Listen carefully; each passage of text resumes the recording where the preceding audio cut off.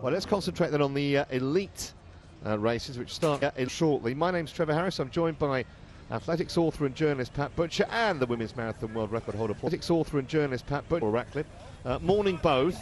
Just looking at the men's race, Pat, first of all, it's a pretty strong field. Tola, of course, who we saw last year win, he was a surprise winner, I think it's fair to say. The win, he was a chance he could repeat today?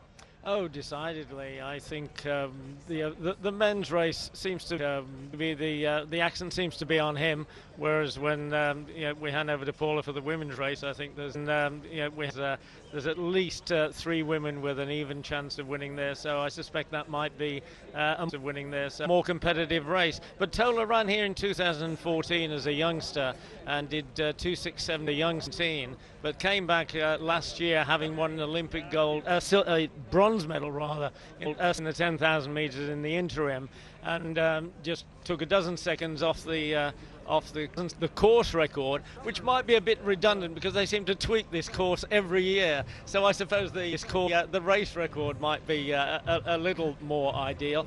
But I mean, if you figure that he ran faster than Haile Gebrselassie, is illustrious countryman, multiple world record holder, then now at 26.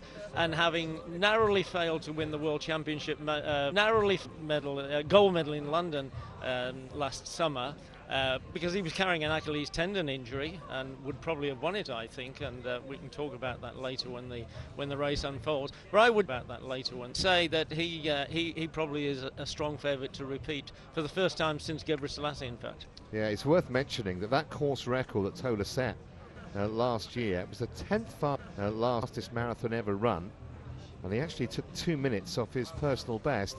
Well, there we see the women lining up for the start.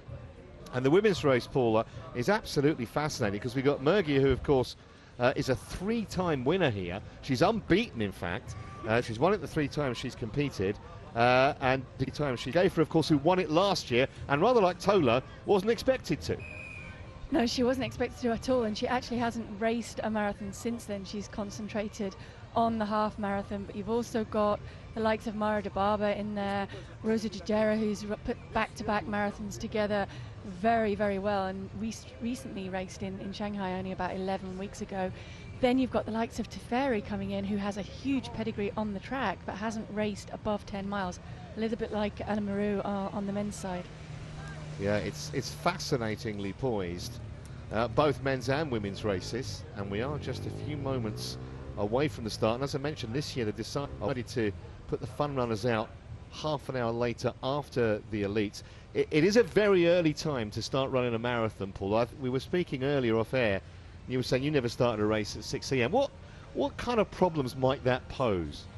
I think for the Ethiopian and Kenyan athletes, maybe less of a problem because they are used to training very early in the morning. They'll go out often at 5:30, 6 a.m. for their training runs to get those done. But the biggest problem for the marathon runners, I think, is managing your eating and your fuel loading in advance, because when the start's going off at 6 a.m., some of these maybe wanted to get up around 2:30 to eat, or may have decided just to eat big last night and then try to eat, or may have decided to sleep through. And just moments before the start, what kind of thoughts are swirling around your head before the start? What kind of thoughts? You've got to presumably shut everything out and just concentrate on what you want to do. You have got to focus, but in the first couple of kilometres is when you really get those answers. Is your body with you today? Are your legs answering the questions that you're going to ask of them? And you don't really know that. You can tell a little bit in warm-up, but a lot of these girls and a lot of these guys will feel bad in warm-up and then feel great once they start racing. So they want to get it underway and feel good. And Pat, chances of a quick time today in both the men's and the women's events? I would have thought so. I mean, we talked about the course itself being tweaked, but the start times also have been tweaked. When Haile Gebrselassie ran here, start times also have been here. It was always a 7 o'clock start, and he said it was great for the first hour, but when the sun came up, it really posed him problems. That may be eliminated this year. Well, we are underway, as you can see, and you can hear a little bit of singing and chanting in the background. We've got the kind of Ethiopian choir fan club, so to speak, in the stand. They're here every year. The early start time doesn't seem to deter them at all. So that's what you can probably pick up. And you can see the flashing, but that's what you can probably pick up. It's almost like something out of a sci-fi film as they head towards us early on. and of course it's going to be dark for about an hour. Lights are going to start getting lighter around about 7 a.m. So it's going to start getting lighter about 60 minutes time. That's something they're going to have to manage as well, I think, is the glare of the lights, because when you're looking into a bright light and then you need to look down to a darker road, you're looking into a bright light and then you need to check your footing, check where people are in front of you, and that might pose difficulties in itself. You can also see it's quite foggy, so the humidity is pretty high here at the moment. I was talking to someone last night who was explaining to me that the dew point here is around about 13 degrees. So at that point, it's very, very difficult to sweat efficiently when you're racing, and it's already above that now today. So it is picking up for them, and it is drying out a little bit, but it's still very high and actually quite difficult conditions for marathon running. Yeah, I don't remember it being quite as misty as this in previous years. Well, I was here once, Trevor, when it was 10 degrees and foggy, really foggy. I mean, there is quite a heavy mist this morning, as everyone can clearly see. And I don't know if that's going to make any difference. I mean, Paula, when you ran yesterday morning in training, you said that your throat was hurting, there seemed to be quite a bit of pollution. Yeah, I mean, every year that you come back to Dubai, you see how much it's growing, and I guess it's inevitable within that. It's a huge city, that there will be levels of pollution. I maybe sensed it a little bit, not on the levels that I did in Beijing, but certainly on higher levels than other big cities that I've run in. This time in the morning on a Friday as well, when there's a lot less traffic around, I think it will be a lot better out there for these guys. Just spot Tola there, tucked in. For these guys. Just spot Tola there behind the leading three. We've got a silver in the World Championships in London, champion last August, and obviously he's also a medalist, as Pat was saying, an Olympic medalist at 10,000 metres. And I guess the key thing, as well as focusing in the early stages, Paul, is just keeping out of trouble. We've had incidents before where there's been problems at the start and very early on. You want to just make sure you veer away out of trouble. We've had incidents before where there's been problems from any of that.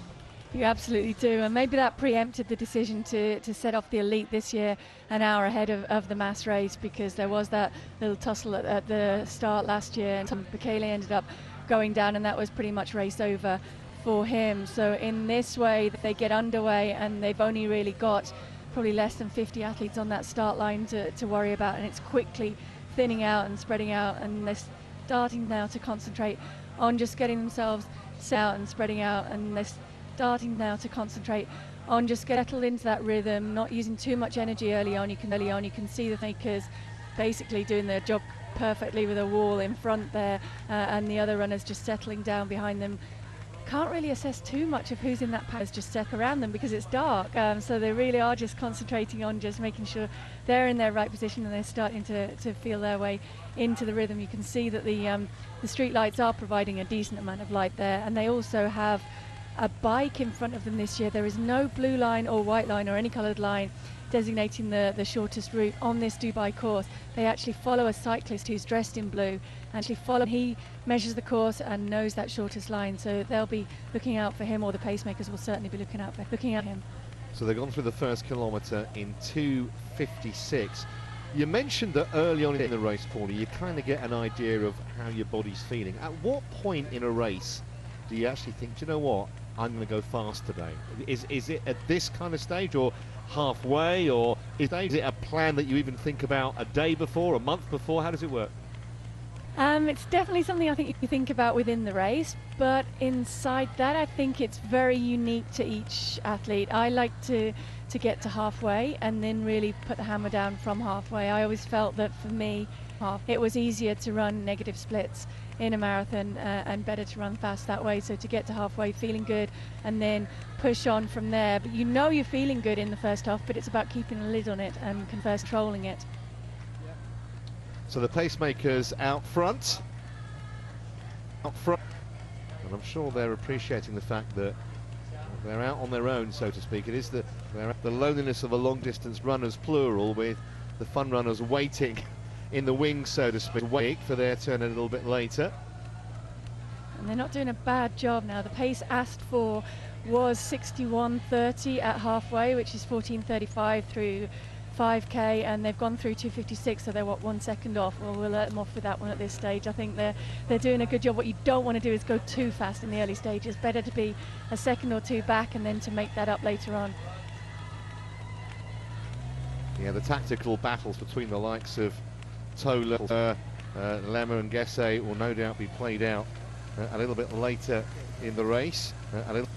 We've also got Geremiu in the race, another Ethiopian. There was a late entry, and he ran a personal best of 2:06.12 in last year, and that was only his third ever marathon. That was in Berlin in September. So he's 25. There's a little bit of promise there.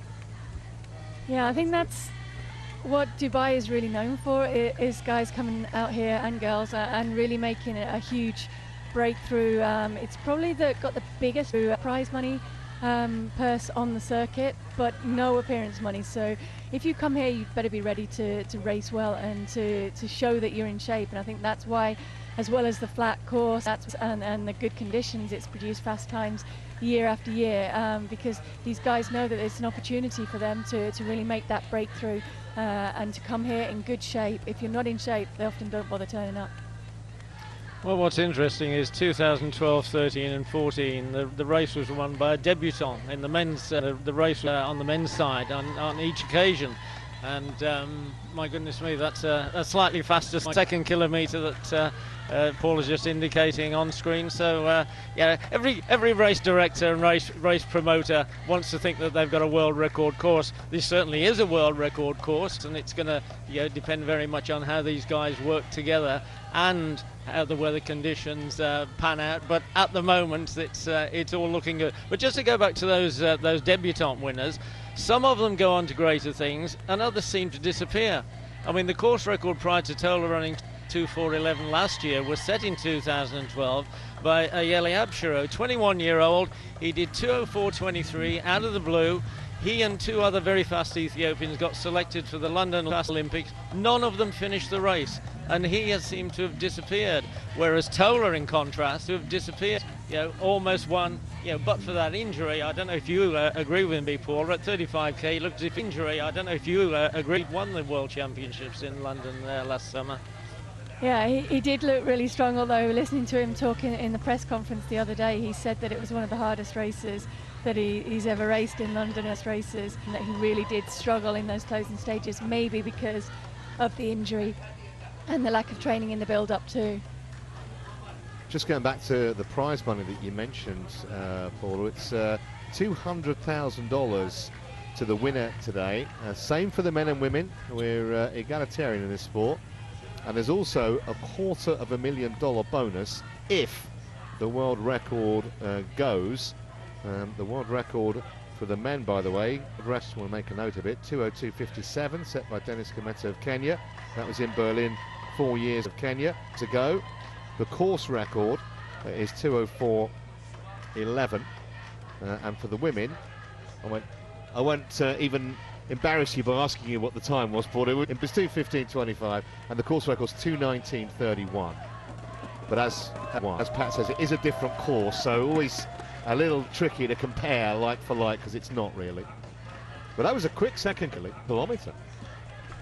Yeah, I think I agree with Pat. I think it's a little bit too quick. Although that was the pace of the pacemakers, and you can see there is a little bit of a gap opened up behind, just now starting to get bridged, but it's already starting to fragment a little bit the field behind them. They know that it's fast. These guys will be very in tune with their own bodies, the paces that they've trained at, and a lot of the ones who got slightly burned in the past maybe came here last year, went too fast in the first half. Tola was the only one who was able to hold it together anywhere near well in the closing stages of last year. So a lot of those guys will have learned those lessons, and you can just see their third kilometre has popped up 2:53, so it's still very, very fast. They have scaled it back a little bit, but there's probably been some shouts come from behind as well. Ease it back. Interestingly, behind us, these are three Kenyan guys pacing for majority of Ethiopian guys racing today. I don't know whether that's significant or not, but the world record is held by a Kenyan. Indeed it is, and in fact only Kenyans and Ethiopians have ever won the men's race. 7 Kenyans and 11 Ethiopians. And when we showed you the start list at the beginning of the show, that list obviously dominated by runners from those two particular countries.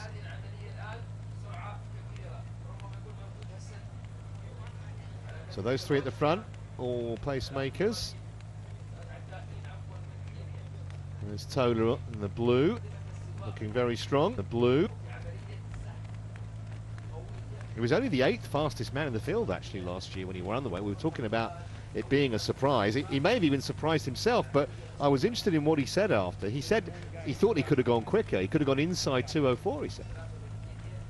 Yeah, and I think probably He said.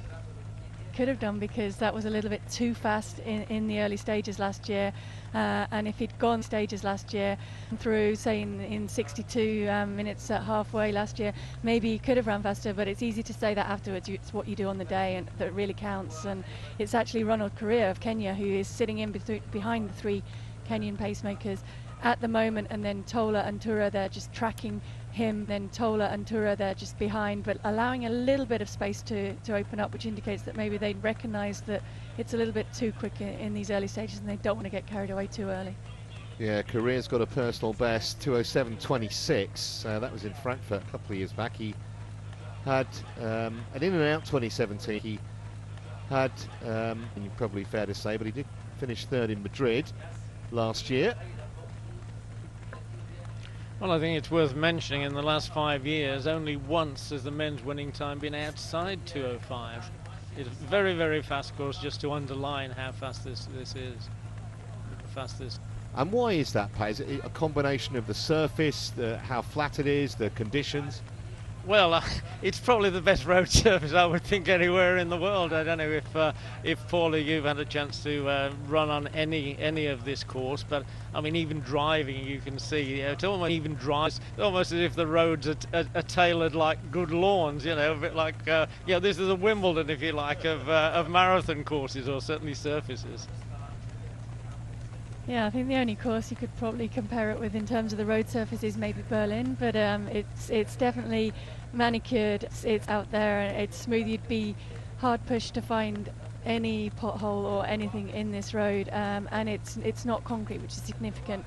We see the 4th kilometre, they've settled down back now into that 2:56, which is better, and there's probably some relief in the pack behind that's eased back to that pace. They do see the clock on the car in front of them, so every kilometre they will see the previous kilometre or the kilometre they've just passed flash up on the car in front of them to give them an indication of how fast they're going. There was some debate over whether they would get shouted out to them, the splits every kilometre last night. I'm not sure whether that's happening or not, but certainly they will see the cumulative time and the individual kilometre splits. That's Seifu Tura on the right-hand side of your screen in the orange, running alongside Tola, who's one of the youngest in the field. Is in his early 20s. Hasn't got too old. Is in his early 20s. Much marathon experience, but he was 2nd in Seoul just a couple of months ago. In fact, he ran inside 2:10. I mean, just to go back to that lead car, which is showing the runners the cumulative times, I think it's also got a facility for showing them what that means the finishing time would be. So, I mean, they should be getting a lot of very good information. They should be getting information out there. Well, we've seen every time we look at those pacemakers, we see them every kind of 10-15 seconds just glancing down at the watch. So they're clearly taking their duties very seriously, as they should, to try and set up as fast a time as possible here. I mentioned sorry, Pat. I mentioned Paul of the Tura there, the youngster.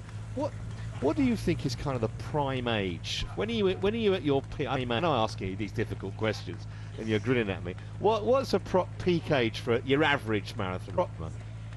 Well, again, I think it's very individual. It used to be that the marathon was an event that you would move towards the end of your career. So you would race first on the track and gradually progress up the distances, a little bit like I did. So I was 28 when I ran my first marathon, 29 when I ran my first marathon, ran the 2:15 in London. But now you see people coming straight to the marathon and almost skipping that phase of racing over 5,000 and 10,000 metres and half marathon, and people making debuts. I think we've got an 18-year-old making a marathon debut here today. So it can really, really vary. I think the significant thing is more that I believe you have a certain number of top class marathons in your legs. So whether you start that at 20 or whether you start that at 30, that's going to sort of 30 signify how long your career is probably going to go on. And if you race hard and you race often, then you're going to have a shorter racing career than if you race less often and maybe don't push it right to the well every time. Well, that ladder on screen, you can see that all of the top hopes. You can see that all the top favourites are right in there behind the pacemakers, if a few metres behind. But at an accelerated pace like this, it's hardly surprising that they're staying off the back of those pacemakers. Just going back to what we were saying about age, Paul, because it works into this quite well. Mo Farah is has been so successful, 5,000, 10,000 metres, had a stellar career. He now is going into marathons. The fact that he's run 5 and 10 for so many years, does that possibly take something out the legs? He was just talking about it, or do you think he can have a phenomenal career over this longer distance? It's a good question, because I think that, in all fairness, for Mo Farah, he's shown that he's the best in the world. Over 5 and 10,000 metres, double Olympic champion, how many times world champion. He's put those races back to back, and he's shown that he is the best in the world right now over those distances. He hasn't shown that yet over the marathon, and he is also world class over 1,500 metres. So to have that range from 1,500 metres right up to the marathon is a very, very big ask. I mean, we see Skeleta Burka running out here. She's run 3:58 over the 1,500 metres on the women's side, and only so far 2:26 at the marathon. So it is a big jump, and the style of running, the efficiency of running is very different. So Mo's aware of that, and I think he's more relishing the challenge of the fact that it's a distance he can sort of get his teeth into something fresh and see how he is at that, and take the not the staleness, and see how he is at that. And but I think he just felt that he'd done everything that he could do on the track, and now he wanted to take on a new challenge. Well, time will tell. You can see on screen there, they're 10 seconds inside world record pace after the first 5k. Is that a bit quick, Pat, do you think? Well, I mean, as Paul indicated earlier, it's well, certainly that second kilometre was a bit rapid. I mean, it really is too early to tell. You know, when the current world record was set, they did go out at a very frantic pace, but then dropped off in the middle of the race to something which was quite sedate, but then came with an almighty sort of last 5-10k. You really can never tell.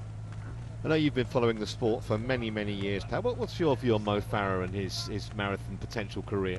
Well, I've already been on air at the after the World Champs that I thought that maybe he sort of lacked that concentration factor to be going all the way to 42.19 5k, and he's done so much, and I mean, Carlos Lopes of Portugal won the Olympic marathon when he was 37 years old, so age is not necessarily a deterrent, except that Lopez was injured a lot during, not necessarily a deterrent, except his career, and I think he just maintained that sort of, that excitement about world-class running, that when he got back into it, he capitalised on it, so that's it.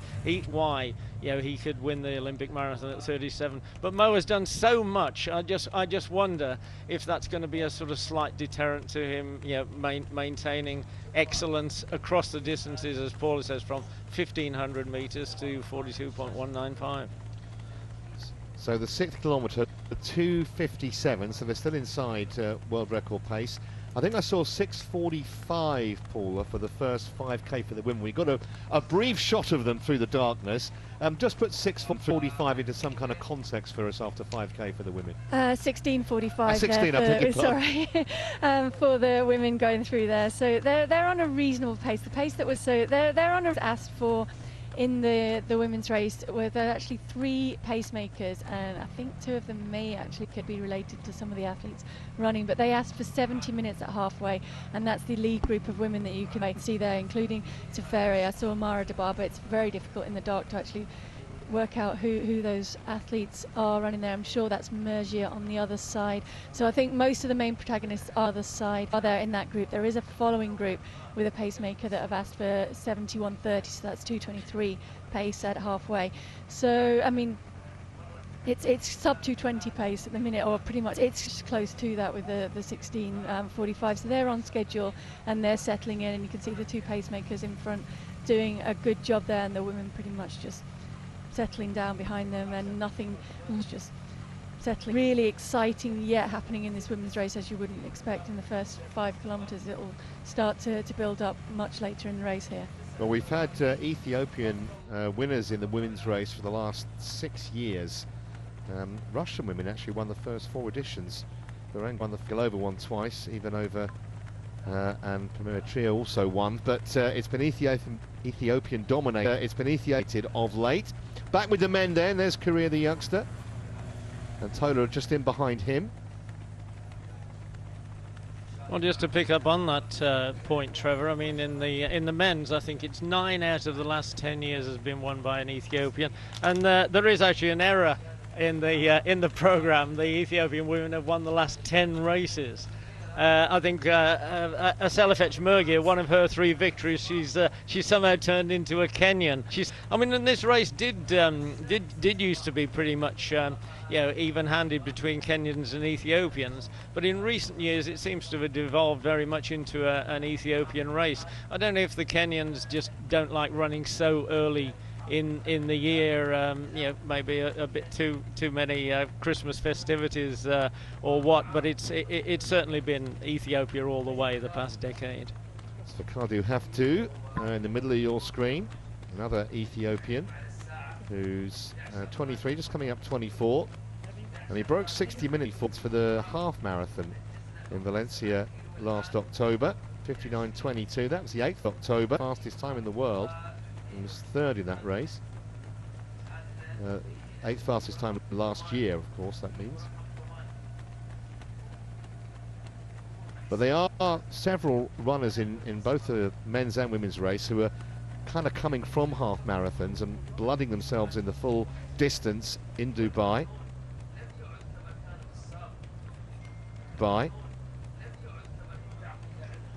Well, speaking of which, Ayano of Ethiopia has got some terrific track times, really rapid, under 7:30 for 3K, 3,000 meters on the track, and actually 12:48, which is quite an extraordinary time for 5,000 meters, and he's run good 10K and right up to 10 miles as well. So I mean, if he can keep it together, that tradition of debutante winners here might be together. That tradition might extend to him.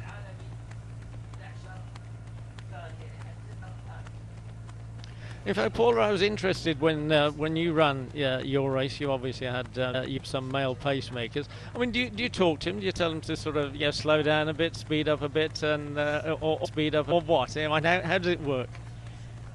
I think it's probably again, I keep saying this, but it is individual, and I think I met the guys beforehand, and I had some reservations before if I wanted to run it. I felt like I could run as fast as I was capable of doing on my own with just the lead vehicles around me.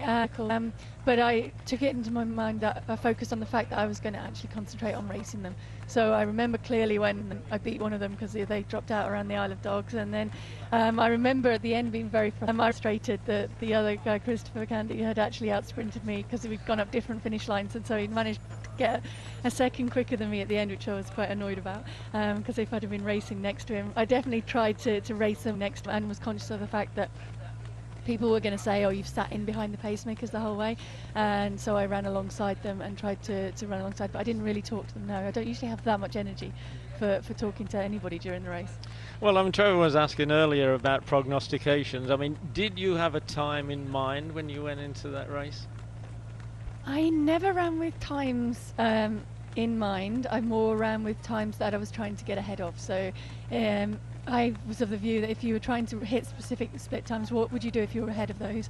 Would you panic and think you've got to slow down, or do you just keep pushing on? So I more tried to tune into my body, and my goal going into that 2003 race was to hit as many miles as I could under the average time of what I'd run in Chicago. So I knew I was capable of going quicker, and just to try to run a little bit quicker each mile and then build up from there.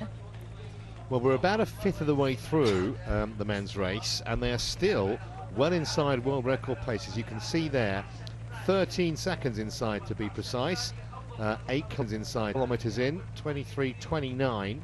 They have covered that distance in. It's very, very quick. Although we have seen this in previous years. In fact, certainly 2 years ago, Paula, when we were here, I seem to remember a similar kind of figure at this stage, and it didn't transpire into anything close to a world record. Yeah, I mean, it's a difficult area. You can see there Tola looking very, very strong. He's moving forward in this pack four, looking very, very strong. He's moving forward pretty much the first time he's controlled it, but he's not really made any significant move, and I don't think this is a significant move yet. Without a doubt, in that group, there are guys who will not be there probably even in 5 kilometres, but certainly in another 15 kilometres they will not be able to handle this pace, but they are going with it now. It's a very difficult decision to make. That's Alain Marou that we were talking about earlier in the white vest now coming onto the shoulder of Tola, and I think he's going to be a really interesting factor in this race. When you jump in and you haven't raced above 10 miles, there are a lot of questions in your mind. But he was down on the start list to race last year, didn't come because he wasn't ready. So clearly he knows what it takes, what the shape he needs to be in, and he knows the training that he's done. So either he's over-committing early in this race, or he is in shape to come here and race very, very well and give Tola a run for his money. Yeah, and plus also, when you are so inexperienced at this distance, you know, it's not unreasonable to expect you may make some mistakes early on. You have to, you wouldn't be human otherwise. Exactly, and I think it's a nice position to be in. You can come to the marathon and you can say, okay, I can take some risks here, because if I screw up, and you can say, okay, I can take some risk up. It's my first time and I'm just learning. And let's face it, the way we all learn is to make mistakes out there. So it's a little bit of pressure off when you're a debutant coming into the race, and you can maybe do some things that you wouldn't do if you were a more seasoned, experienced marathon runner. Well, it's worth mentioning that he's the same age as Tola. It's worth mentioning, 26 years old, but he's been as conservative almost as you were with your marathon, as conservative almost in debut at 28. Because Tola was running marathons when he was 22. He certainly came here when he was 22 and did 2:6:17. We've just gone through kilometre number 9 in 2:56. So it ain't slowing much. 26:26 the cumulative time for the first 9 kilometres, 14 seconds, as you can see, inside world record pace. Trying to remember from memory a couple of years back when they started kind of seriously regressing. I think it was just past halfway, somewhere like that anyway, we'll see. Somewhere. Yeah, if you think back maybe to Monza and to the breaking to Beard that happened in, what was it, April-May time. Beard that happened there, the guys were able to hang together till halfway, and it was then that people started to drop off. So really those questions start getting answered around halfway. Before then, a lot of these guys are capable of hanging with the pace that they'll need to do. They can run 61-minute pace for half marathon, most of the guys in this group, but it's whether they can handle that and carry it in their legs in the second half and there we'll see the questions start getting answered. Well, you'd be a good judge of this, Paula. I mean, Tola's best half marathon is 15:09:37, so that's close to 2 minutes outside the half 2 marathon time that they're looking for here. Is that just about right, do you think? Yeah, I would guess. It's probably about right. I'm trying to think more from the women's side of it. So I think when I ran my side of it, so I think personal best I went through in just outside 68 minutes, and probably on the half marathon I was capable of not much quicker than I'd run. So I'd run 65:40. for the half hour. Actually, I ran that afterwards, but I knew I was in that kind of shape. So yeah, that kind of 2.5 minutes maybe for the women, for me seemed about right. Having said that, in London last year we saw Mary Keitany go out in 6:96 high, which was very, very quick, and she was able to hold it together in a way that I think surprised me and surprised a lot of people, the way she could hold it together in the closing stages. We saw the damage that did to the likes of Tirunesh Dibaba and Vivian Chariot behind her.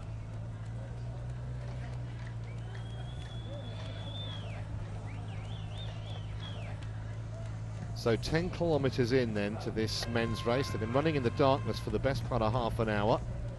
Might be quite appreciative when the sun peeks through in about 30 minutes time. So the three pacemakers are the first three names on your screen. The three pace... Tola right in the mix. In the career also, the youngster Lemmer, who we haven't really mentioned so far. Cisse Lemmer from Ethiopia, who's here for the 4th year in a row. Was 5th on debut actually a few years back, then 4th in a personal best. He's run just over 2 hours 5 minutes, and he was 3rd last year, so that is progression. 5th, 4th, 3rd. So he would expect to potentially get on the podium today, or at least have a very good chance of it. Grew up at altitude, Lemmer, on his parents' farm. Well, I think most of the guys here grew up at altitude, and that's probably significant. People often ask, why do the best distance runners hail from Kenya and Ethiopia? And I think it's a number of things, but one significant factor is certainly that they're born at altitude, grow up and train at altitude, eating a diet and living a lifestyle that's very conducive to running well over the long distances, and also the fact that the culture, the #1 sport in Ethiopia, is probably marathon running, or is certainly distance running, and in Kenya too, and that's not the case if you go to many other countries around the world.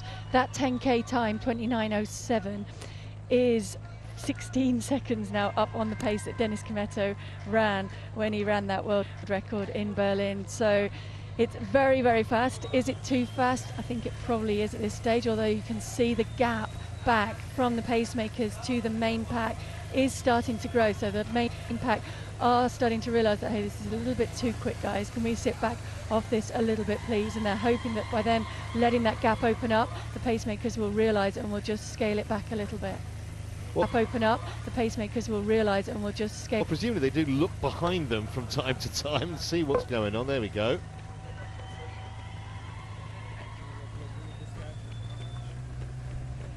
Well, this is a bit bold, isn't it? Yeah, this is maybe a little bit naive, or maybe he's just testing people out a little bit, saying, okay guys, you think this is fast? Well, this is, for me, this isn't fast.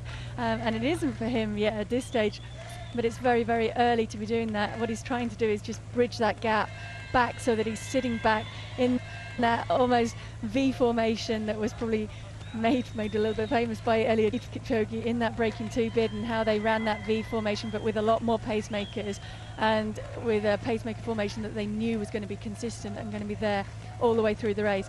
That isn't going to be the case today. I'm not sure how far the pacemakers are going to try and go, but I would imagine they'll be trying to go to around about 30 kilometres, which is quite a way into this race, but not right to the end. So at some point these guys at the front will have to be making the pace themselves and working hard for their times today.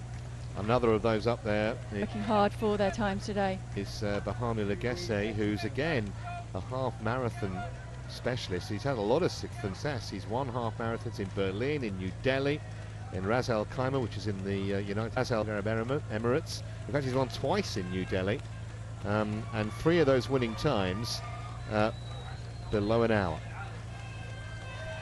Well, just to underline, the 2 guys right behind, and the pacemakers we're talking about are both marathon debutants, and they're maybe being a bit presumptuous to be running so fast so early, but yeah, it's paid off in the past. It's the impetuosity of youth, Pat, I think, is part of it. A little bit of adrenaline of it.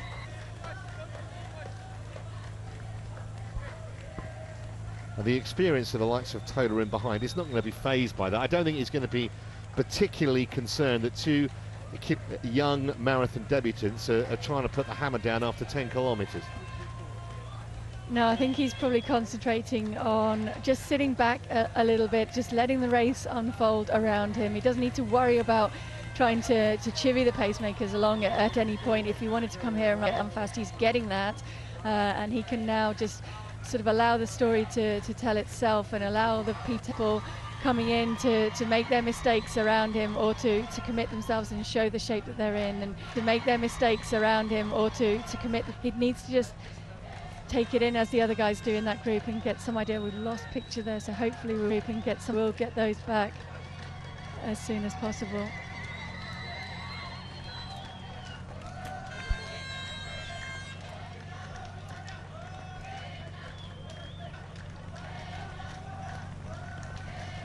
So you can see that the second 5 kilometres, as opposed to the first 5, was a bit quicker, 9 seconds quicker. You can see Mara Dababa there with a water bottle, just dropped the water bottle, sitting right with the water bottle just behind the pacemakers. Behind her, I think it is still Teferial, though it's very hard to read on the screen, I'm afraid, at the moment. But it looks like Mergia on the far side too. So I don't think the girls in that pack have changed since we saw them at 5 kilometres. I think the main group are still there, and the people that we would expect to be there, the pace are still there, and the people that we would expect just picked up slightly. I mean, it was maybe a little bit cautious the first 5 kilometres for them, but that's a better way to run it, and I would say it might pan out to be a wiser way than we're seeing in the men's race. Yeah, I think I spotted Worknish de Gefer, the winner last year, also on the left-hand side. Yeah, also pretty sure. It's hard to pick him out, obviously, because it's pitch black still in Dubai. And our cameramen and motorbikes working overtime to try and illuminate the pictures for you. So we go back to the men.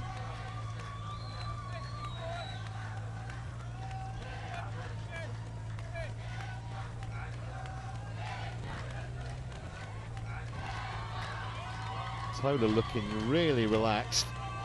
You have to in behind him, really relaxed. 21 seconds. Inside world record. 21 seconds. Pace 12 kilometres in. They are not slowing down. I think, and correct me if I'm wrong here, Trevor, but I think that world record is actually the even projection, or the even pace that would be required to hit the world record, rather than the actual splits record that Dennis Kimetto ran when he did that. I'm not sure whether that's significant or not at this stage, but that they're probably not going to run it in an even split way today. Certainly the way they've committed early on. I'm just looking now to see if I can see where Alan Maru has gone. He is further back. He is still in there. He's just dropped further back down that pack, and it's now Tola who's reasserted his dominance at the front of the main pack of racers in this field here today, but already starting to thin out a lot. Yeah, so it's a little brief sojourn towards the front for those two. They've now dropped back into the main little bunch, just behind the likes of Tola and Haftu. And Korea on the well, kind of in the middle now in the orange vest.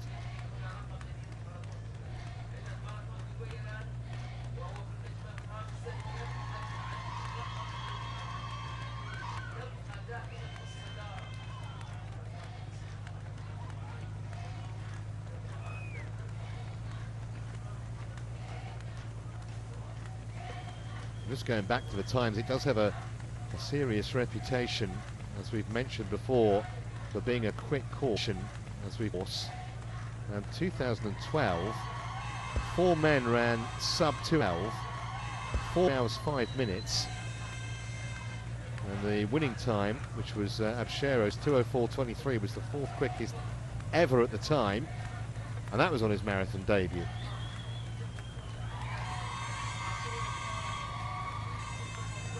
Same year, it was the first time that the top 3 in a women's marathon had all run sub 2:20. I'm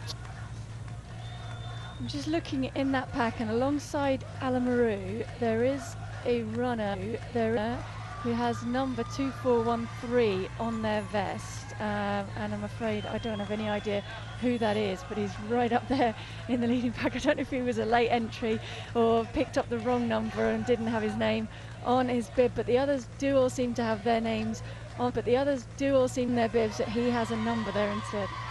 I think all of us are scratching our heads at that one. We'll try and find out for you who that might be. Well, you will get this occasionally where a top class, you will get this occasionally where a runner will be a bit miffed and not getting an entry in the race, so they'll just put in a citizen's entry, if you like. They'll turn up and and try and prove their point.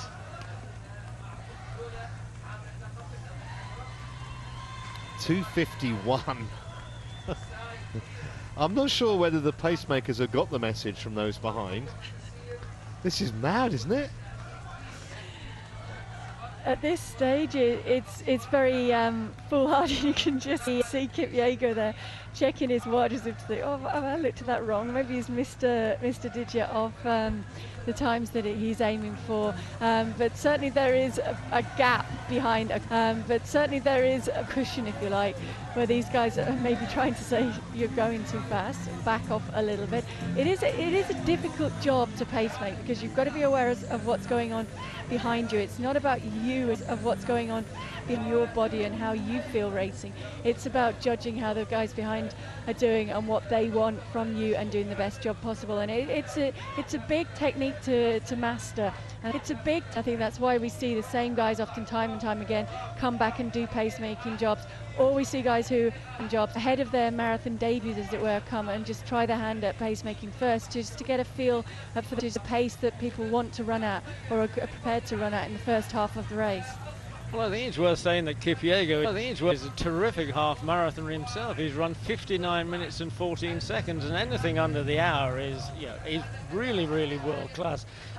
But what will happen is that he may not be on optimum form, so his agent or his manager will say, here, do a bit of pace. Agent or his manager will say, here, making for us, you'll get a bonus, etc. Especially if a fast time, a course record, or even a world record is run.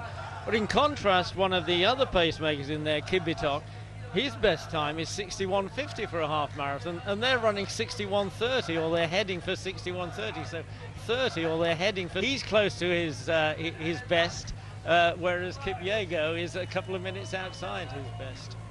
Maybe that's what happened. He's going for a PB.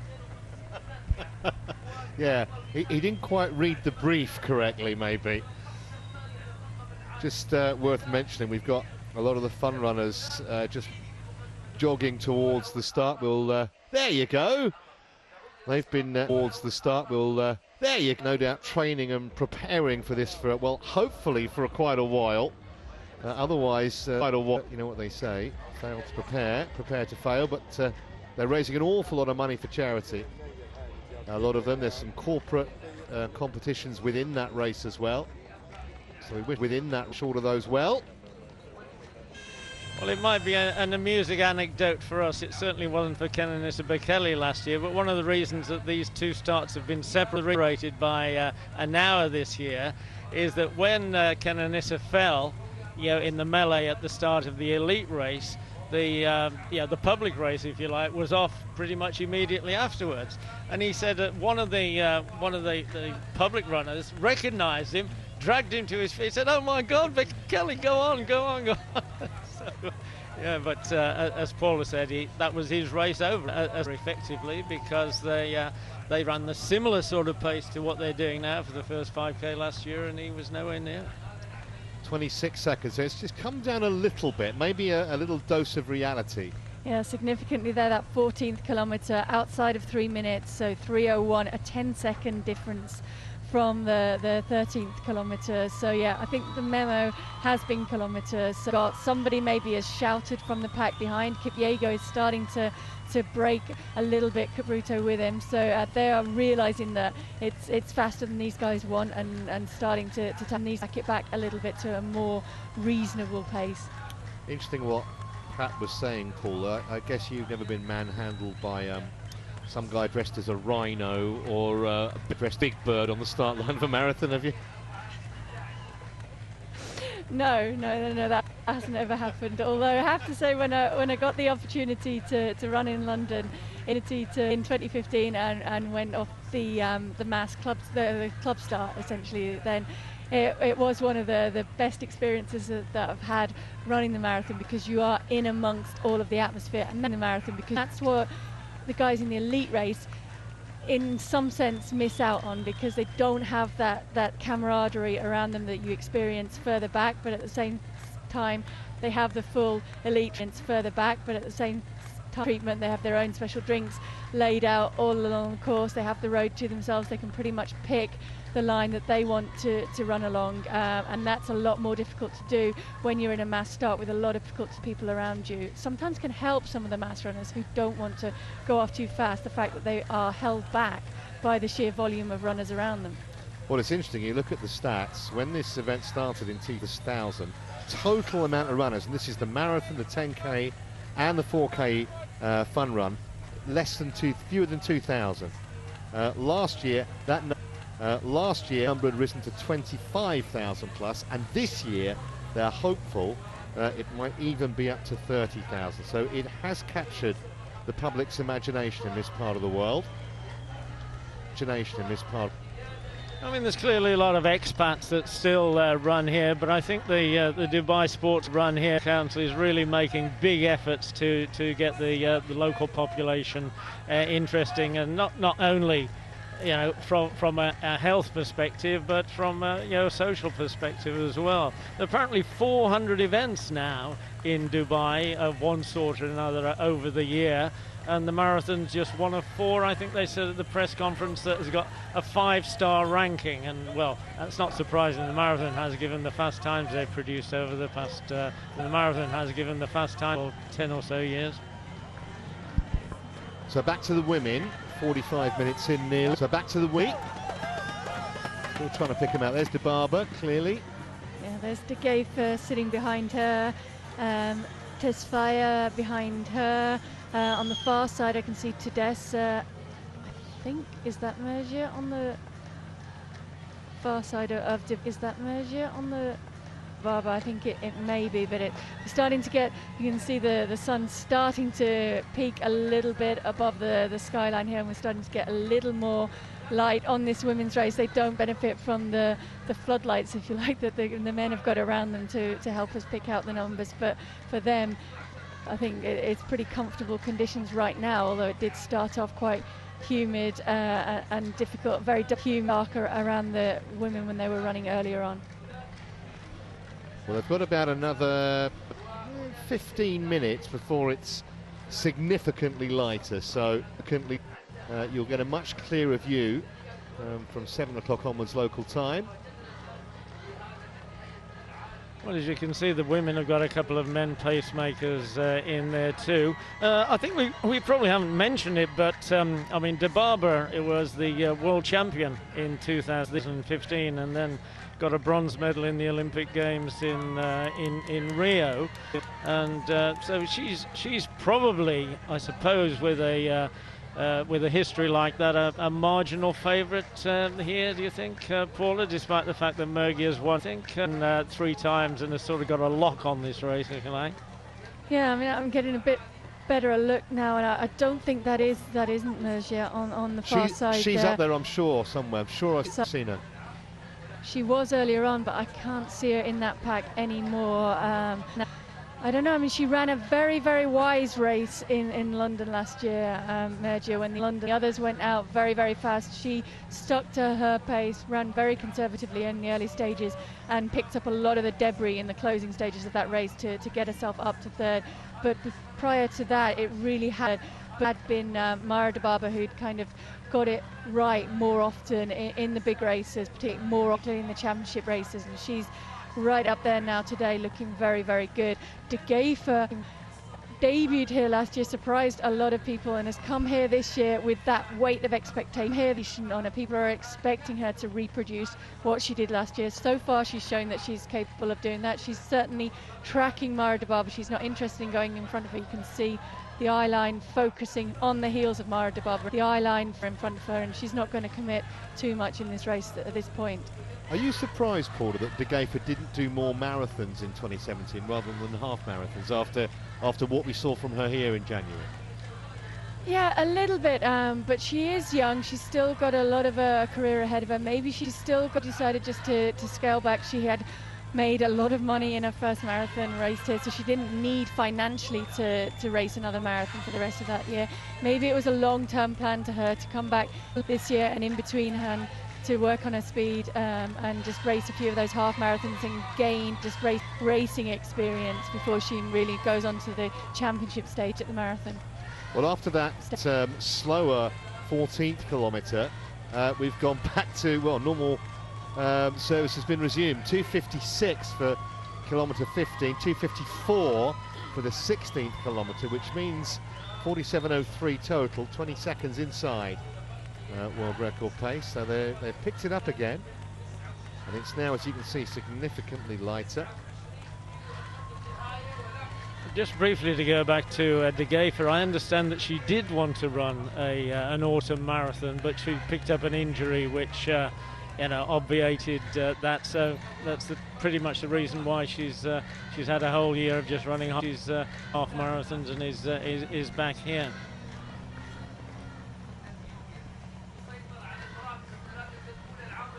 Dibaba and De Gafer just cigarette paper De Gafer just between them at the moment, those two big names. Looks like Tedesse on the far side, who was an unknown when she first came here, was back in 2011, and then she smashed her personal best by more than 6 minutes in that race. And since then she's won in Seoul, Shanghai and in Paris, although she has had quite a few injuries over the last few years, so good to see her back fit again.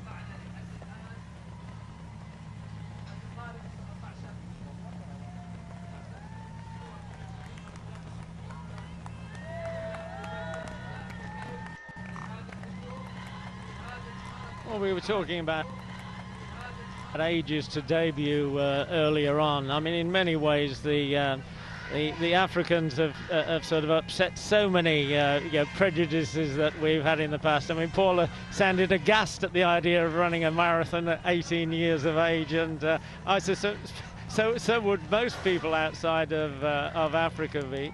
But I mean, a lot of the women here are fairly mature nowadays. They're in their, well, in this race in particular, they're in their late 20s as the dawn really is breaking now, and so is the pace of the women's race by the looks of it. Yeah, I think Dibaba and De Gafer there deciding with Tedesse following that. De Gafer, oh, she missed a drinks bottle, Myra Dibaba, so she's just gone back for that. It is a technique in itself which some of these women maybe need to practice, to make sure that you are aware of when those drink stations are coming up and that you can move ahead to get that. So what we may have been seeing there was Dibaba trying to get ahead. She was on the wrong side of the road. The drink station tables are all on the left-hand side. So if you're running on the right-hand side of the pack, are all on the left-hand side, and you're coming up to 5, 10, 15, 20 kilometre, 25 kilometres, you need to start at 25 to get on the other side of the road to be able to sight your bottle and to be able to get it without any mishaps. And she didn't quite manage to do that. So that was probably the reason for them accelerating there, was to try and get on the right side of the road to be able to get their bottles, or the left side. So back with the men, kilometre 17, 2:55. So this is starting to get interesting now as this is head vaguely towards halfway. 21 Ks would be the halfway point. These or thereabouts.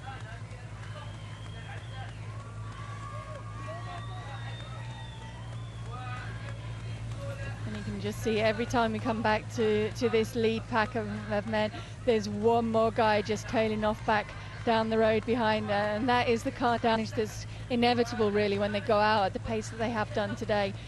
As we said a while back, there are only going to be a certain number who are going to be able to absorb that pace and to carry on running decent in the second half of the race. Tola's certainly one of those, and there will be some more in that group behind him, but every time you can see the gaps growing and growing back down the road, and some of these guys are not even going to be back to finish today because of the pace that they've committed to early on in this race.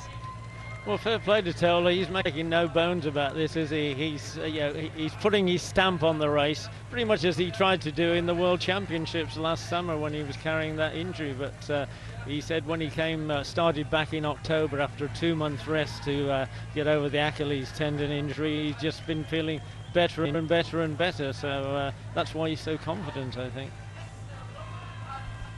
Yeah, he's got that smooth style.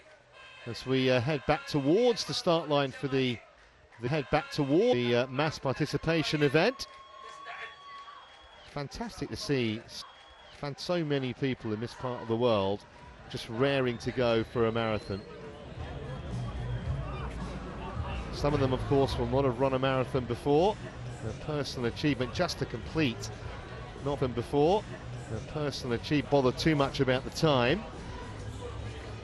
Well, it's interesting you should mention that, Trevor, because I was wanting to ask Paula, you know, when the marathon boom sort of first began in earnest about 30-odd years ago, I remember newspapers running 8-week training programs, which I just thought was insane. I mean, when people ask you about what should I do, what do you say? I mean, I'd say, well, don't train for at least a year. Oh, I don't know about a year. I think a lot of people might get hurt if they train for a year. Certainly lose motivation if they train for that long ahead of a major target. I think if you've never run before, then you're looking at a 16 to 20 week build up to be able to comfortably run a marathon and enjoy it. But for these guys, they can turn it around in 6, 7, 8 weeks certainly. So when you already have a base level of fitness, then you can come into a marathon and build up to it a lot quicker than if you're starting from scratch, which is probably normal. And I think if you're just trying to get around a marathon and you're trying to run in the 4-hour range, then you don't need, obviously, range as intensive a build-up as if you're trying to challenge the 2-hour barrier. I mean, what lead-in period did you have from the time when you thought, I've got to start thinking about marathons now until you actually set out on one? It couldn't be longer, I think, than 4 months, so longer than 16 weeks or so, because I think then the danger was that you'd get in shape too soon, and it's very, very hard to hold it when you get into that kind of treading the line shape between tipping it over and getting ill or injured and getting able to get to the race and give it your absolute best shot. So I would generally not start any hard work in build up until January for an April marathon. Fascinating. Okay, so 55 minutes in nearly, and obviously you can get a much better view now of what's going on out on the course. Absolutely pancake flat. It's the odd little rise for a short part of the course to where the bridge has been built, although they're not actually going over the bridge, but it is a slight incline. Dubaba there, centre of your screen, looking confident, and right behind her, tracking her every move, Worknesh de Gefer, won last year.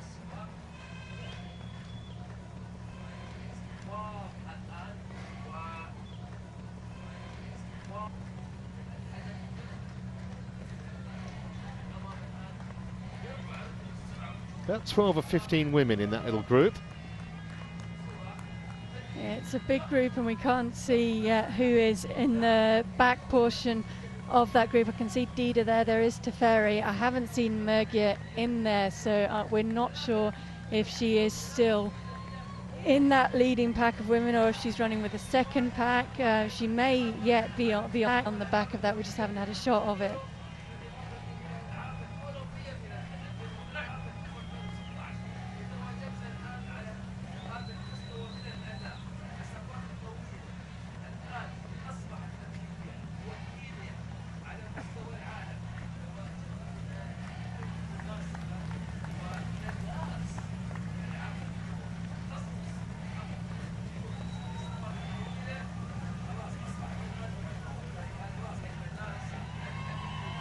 January is actually the coolest month of the year here in Dubai.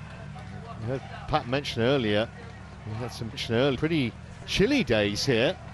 It's not warm, even though it's 7 o'clock, and in previous years it's been distinctly sunny, but not this year.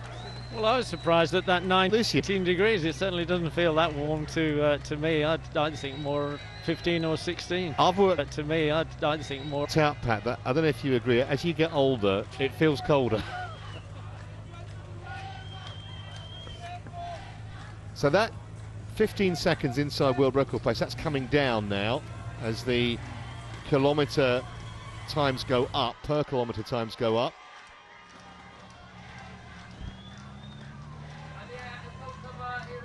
Yeah, are still very much on the asked for pace, though, if not a little bit ahead pace, though, and that's probably more significant at this stage. Like I say, I think these guys are going to find it very hard today to run negative splits in this race because they have gone out so hard. So what they're looking at is to try and hit that halfway mark somewhere around the 61:30. And then be able to 30 hang on as well as possible in the second half. To come back and to run faster is pretty much impossible now given the pace that they've gone out at. So what they need to do is just maintain that fall off as well as they possibly can and not allow that to be too significant in the second half of this race. Well, as Trevor mentioned earlier, there's a new bridge along the beach road, and the course has been truncated. Well, not truncated overall. They've switched it so there's an extra couple of turns in there. But you just saw one of them. They're so broad that it doesn't really stop the athletes running at that same pace at all. And in fact, in that same past, this long beach road, some of the athletes have said, well, it's a bit boring. So maybe that extra couple of turns are going to help these guys concentrate. Yeah, I mean, it can be difficult. It's one of the factors, I guess, that people talk about also in Berlin and in Dubai is the long straight roads, which enable you to really keep long straight roads, your speed and keep your momentum. But as you said, Pat, it's also then difficult to keep your focus, particularly if you're on your own and you're running along there. It's much easier if there's a little bit more of interest and more there's a little to look at in the course. And I think significant in the fact that they've missed out that bridge is that they're missing out the incline and then the decline off it, so they're trying to maintain it as flat and fast as possible. And also, had it been windy, it's not actually windy today, it has been in previous days, but it's not at all today, then that would have been a factor in terms of breaking up the time running into that headwind. So just a few seconds until the mass start. They know they're going to get that little bit of TV time by being. They know they're going to get that at the front of that group.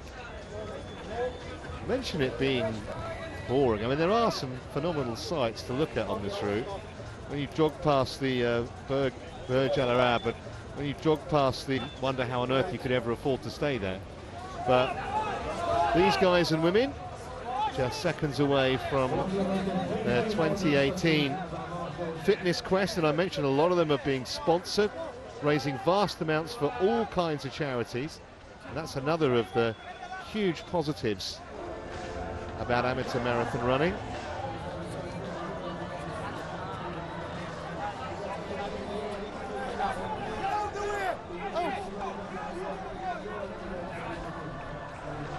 Just moving the photographers out the way, because they don't want to get stampeded by this lot.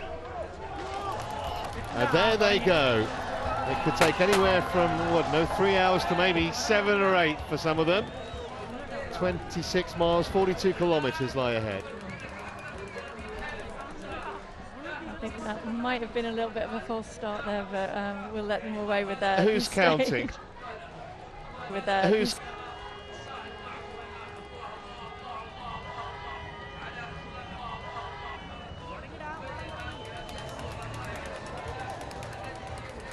Well, good luck to each and every one of them, and we're going to be concentrating our coverage on the elite events, which, as far as the men are concerned, they're about halfway, just under halfway in, an hour and a minute on the clock.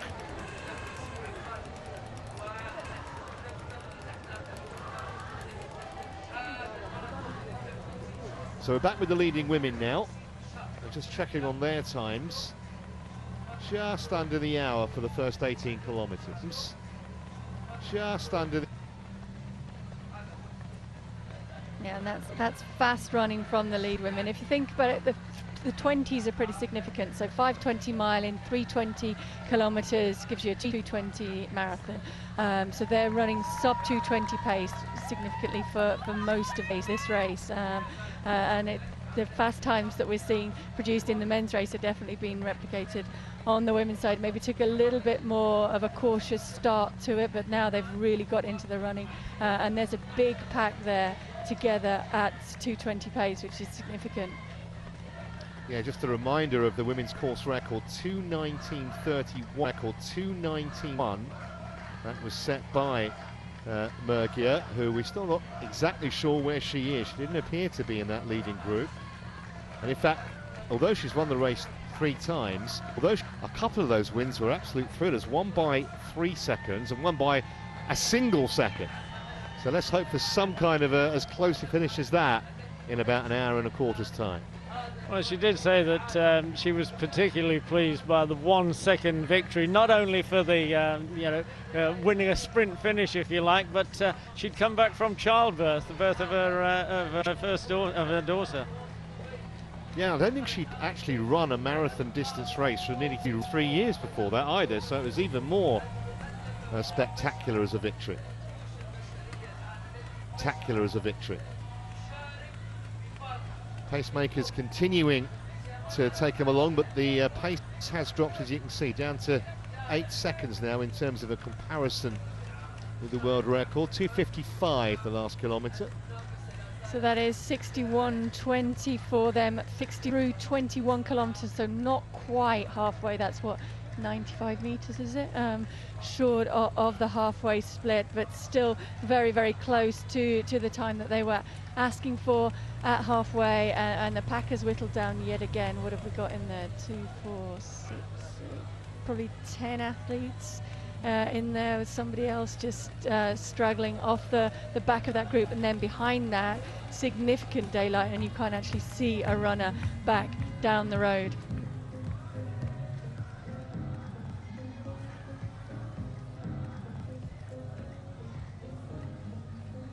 That's 9 athletes. I think they're in that lead group, with Lemma just struggling to stay on the back, to stay in touch with Gebrselassie. That's not obviously the Gebrselassie, but Lul Gebrselassie, who is hoping to make a big impact on this race and has good pedigree coming into it. Mengistu as well running alongside him.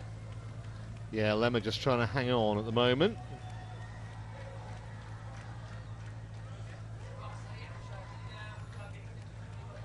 Tola has just hardly moved, has he, since the start? He looks very, very assured, extremely relaxed. Tura also has been right there from the start. Been right there. And actually, the 2 pacemakers, Kipyego and Kivito, trying to keep the pace pushing on, and I think that is the other pacemaker, Kipruto, who's dropped back to be sitting just in front of Tola, so actually doing a better job of pacemaking at this stage, because he's sitting closer to where the main athletes are.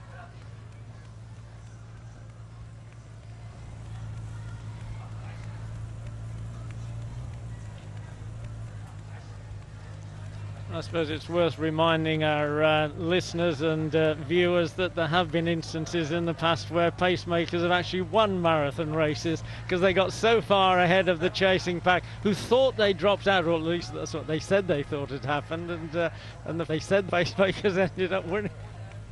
And there is, of course, no rule against that. I think as long as you do the job that you've been asked to do and get the pack through the points that you've been asked to get them to in the designated pace, there's nothing to stop you continuing on and running your race. I think probably the most well known and the first to do that was the guy who almost beat Paul Tergat in Berlin when Paul set the world record and was still running with him through the Brandenburg gates. And in fact only finished 1 second behind him, Sami Koska, yeah, and Tergat wasn't very happy about that, despite the fact that he set the world record. I think he wanted to, put it out of sight, if you like, and the fact that he had beaten by one of his mates by just 1 second. Well, I think the significant point is that it's hard to get your head around who you're racing and who you're not racing. So if you think someone's pacemaking, you're far more likely to let them push on, to let them go ahead of you. Whereas if you know that you're racing them, then you're going to, whereas if you know that you're to want to keep asserting your authority over them, and to know in the closing stages, well, I think it's probably pretty obvious once you get to 35k, if someone's still there, you need to start racing them because they're in it for the long run. Anyone in running shoes is a potential opponent, I think, would be the safest way to look at it. Just about halfway, just before halfway, to be exact, in the women's race. We're just scrolling those in that leading pack, and I don't think Mergia is there. She is not there.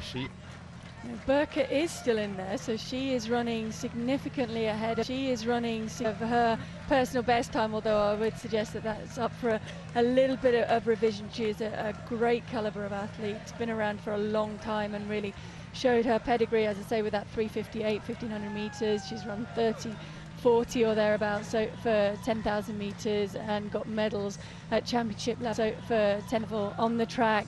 So wants to make that step up to the marathon, very motivated, wants to make that step up later to come and run well here. She was explaining to me last night that if they want to have any chance of selection for Ethiopian teams, they really need to post a fast time over the marathon, and that's why over the marathon many of them want to come here and race Dubai.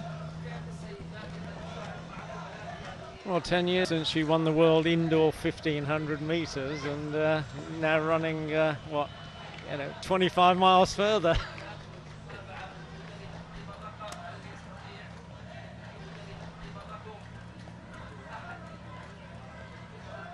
So pretty much all the big names apart from Mergia in that leading group amongst the women. And they look very comfortable, don't they, Paula? That's, I mean, it's impressive that they've stayed together in more. That's, I mean, it's impressive that they've in greater numbers than the men have done. Which, the men's a much more attritional race, as he said. With every time we come back, there's somebody dropped off the back of the pack. Yeah, and this packet in the men's race is starting to spread out a lot more, whereas in contrast in the women, they're still running pretty much in pairs in the road. So I think they have their set out at a pace in the women's race which is more likely to be sustained and continued into the second half, whereas I do think we're going to see some tailing off in this men's race. It has to slow down just because of the sheer pace that they went out at in the first few kilometres and then maintained through the first half of this race.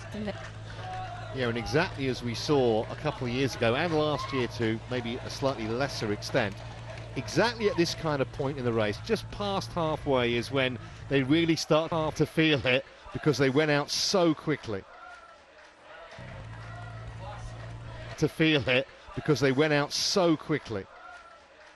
Well, worth mentioning the we said the women's course record 2:19:31 by Mergia, and there's only been one other occasion when sub 2:20 has been broken here in Dubai.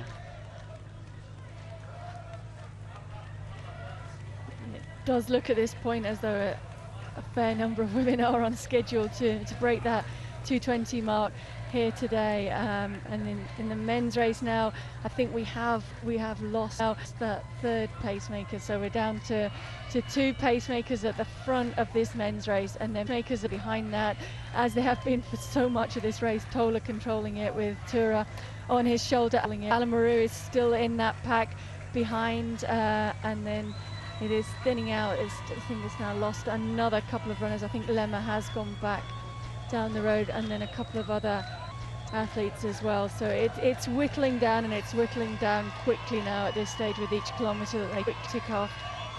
And I suppose I should apologise to Kibitak. I said he was the slowest of the half marathoners that were in the pacemakers, and he's the one who's still left there out front. He's got his PB as well, hasn't he? Yeah.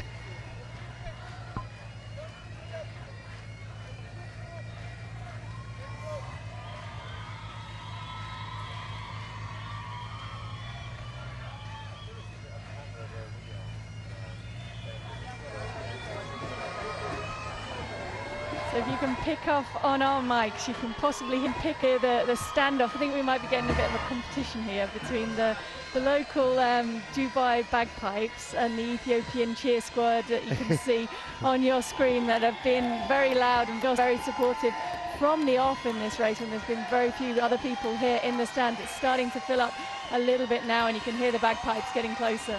I wasn't aware that there were Dubai nationals who could play the bagpipes, but they're doing a terrific job here. So clearly it's not something that's exclusive to Scotland, and they are competing, as you say, with the Ethiopian fans who've just increased the volume as a result. See, they start them young.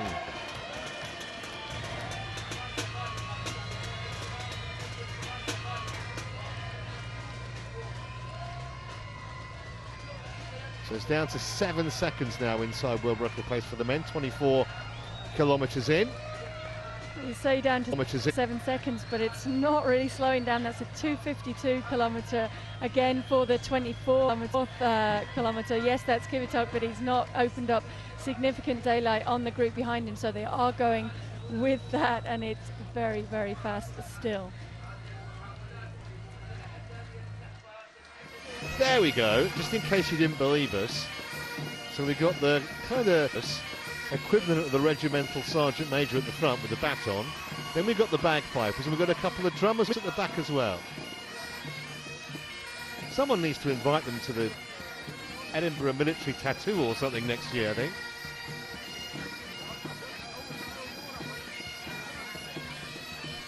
I think that's one of the things you notice in Dubai. It is a mix of a load of different cultures.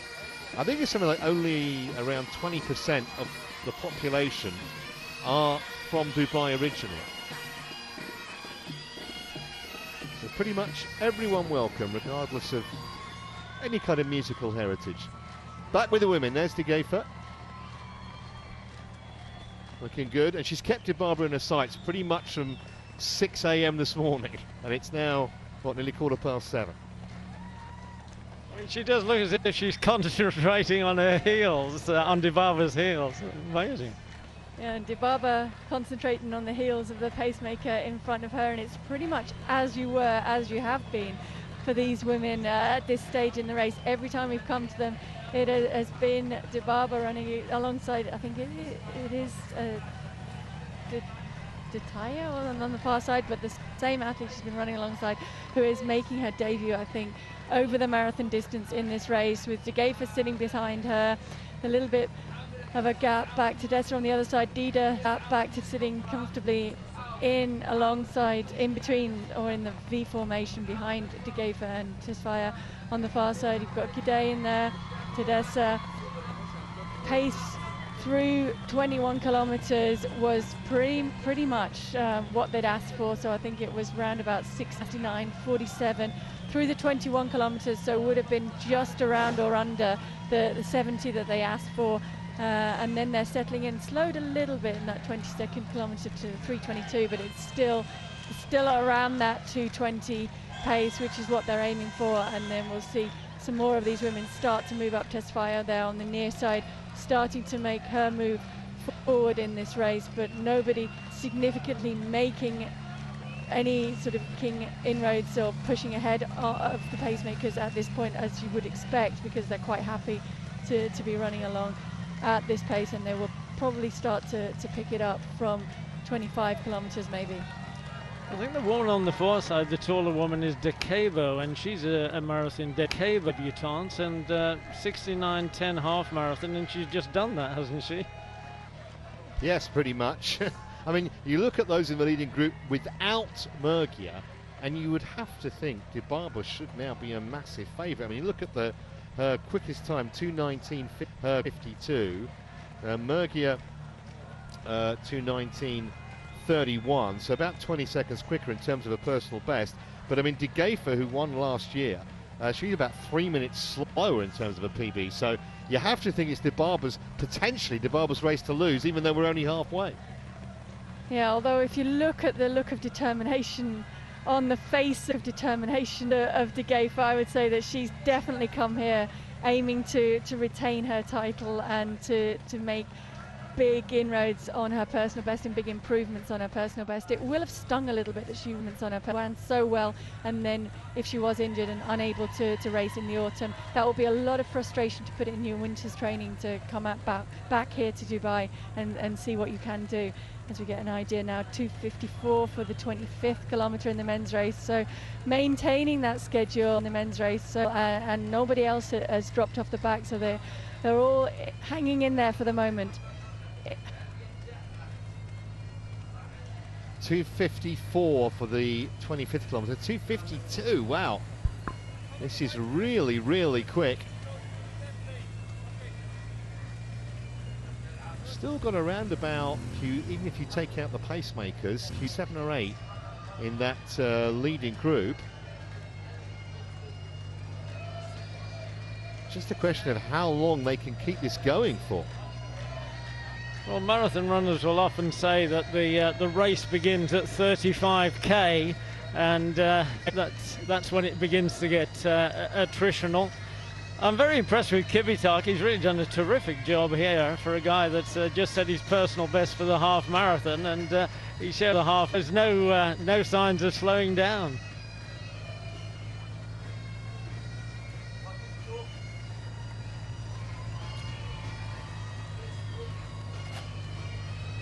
Tall figure of Tola is just third behind Kipyego, so he's still maintaining his ascendancy over the racers, if you like, given that Kibitak and Kipyego are the pacemakers. 2:57, the most recent kilometre.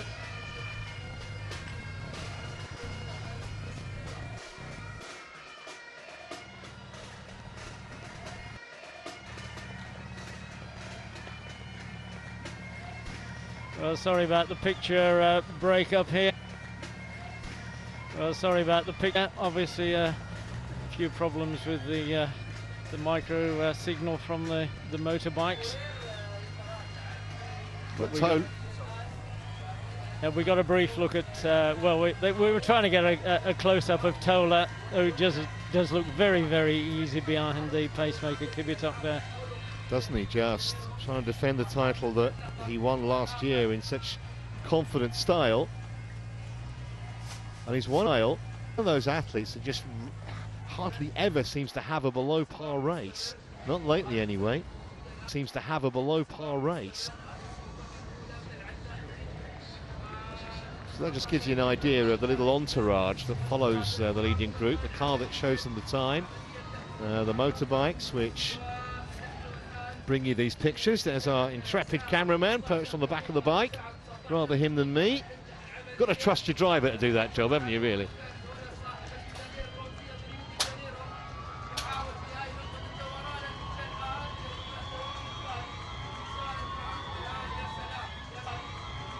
So single file for the men through, well, nearly an hour and 20.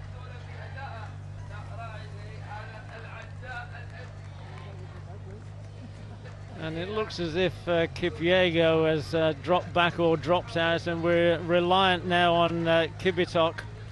But he's staying at his pace manfully and still checking that he's on the right time. Well, only 1 kilometre outside 3 minutes, and that was only 3:01. But so some terrific fast running here. And that is Alamaru now back behind the psychedelic flashing lead car, dropping back down the road as we see now. Marcel Hu dropping back down the road as we see now, coming down the straight towards the finish. You can't actually see him from here, so I'm trying to work out how far from the finish line he is, but a very, very quick time, as we had indicated, might happen here today, and seems to be well ahead in this race. Yep, the silver bullet, as they call them, looks to be home and hosed effectively. The first time that he has raced here in Dubai. He is a 9-time world champion, so I guess we shouldn't really be overly surprised. He's a double Olympic gold medalist. Just trying to work out the time. It's around about 1:20 there or thereabouts. The world record is 1:20.14, and he may well be inside that. We'll have to get No, it's just outside. Of course, they started 5 minutes before 7. That was before 6. That was what confused me. But still, a brilliant victory for the Swiss. In just an hour, brilliant victory for the Swiss. 25 and change, and a clenched fist that tells you exactly how he feels about it. And it's very difficult to see anyone behind him at this point. It's like he's absolutely decimated the field here. Well, I think he was always going to be the favourite for this race when the others persuaded him what a good course it was, and how flat it was, and how smooth it was, and how tarmac was. And well, he certainly won this race by at least 2 or 3 minutes. So back with the elite men, and our single remaining pacemaker. He's almost getting annoyed, isn't he? He's like, come on guys, I'm still running the pace that you asked me and you're not going with it. Why aren't you going with it? Well, I think they're finding it a little bit hard work at this point and concentrating now on getting it right over the second half of this race. Any sudden surges or moves made too fast at this point will definitely cause damage in the closing stages, so it needs to be gradual increases, and they really need to be in tune with their own bodies, know exactly, they need to be in tune with their where they are in regards to that fine line that you can go over very easily in a marathon and just produce too much debris and lactic acid in your body that your body can't handle and can't get rid of, and keep moving in the second stage of the second half of this marathon. And they can't keep moving in the second. Can't even be thinking about times at this point, can they? I mean, with half a dozen guys in there, it's, you know, who's going to. Can't even be thinking about times at this point, can they? I mean, with half be first. This is Yamamoto, the Japanese, coming home in second place in the wheelchair event. And as Pat was saying, he's going to be fully 2 minutes behind Hoog, but still a very decent performance. 1:27.20, so yeah, pretty much exactly 2 minutes. 27th of Hoog's pace. And no sign yet of the third place behind Yamamoto. We'll try and nip back and see that if we can.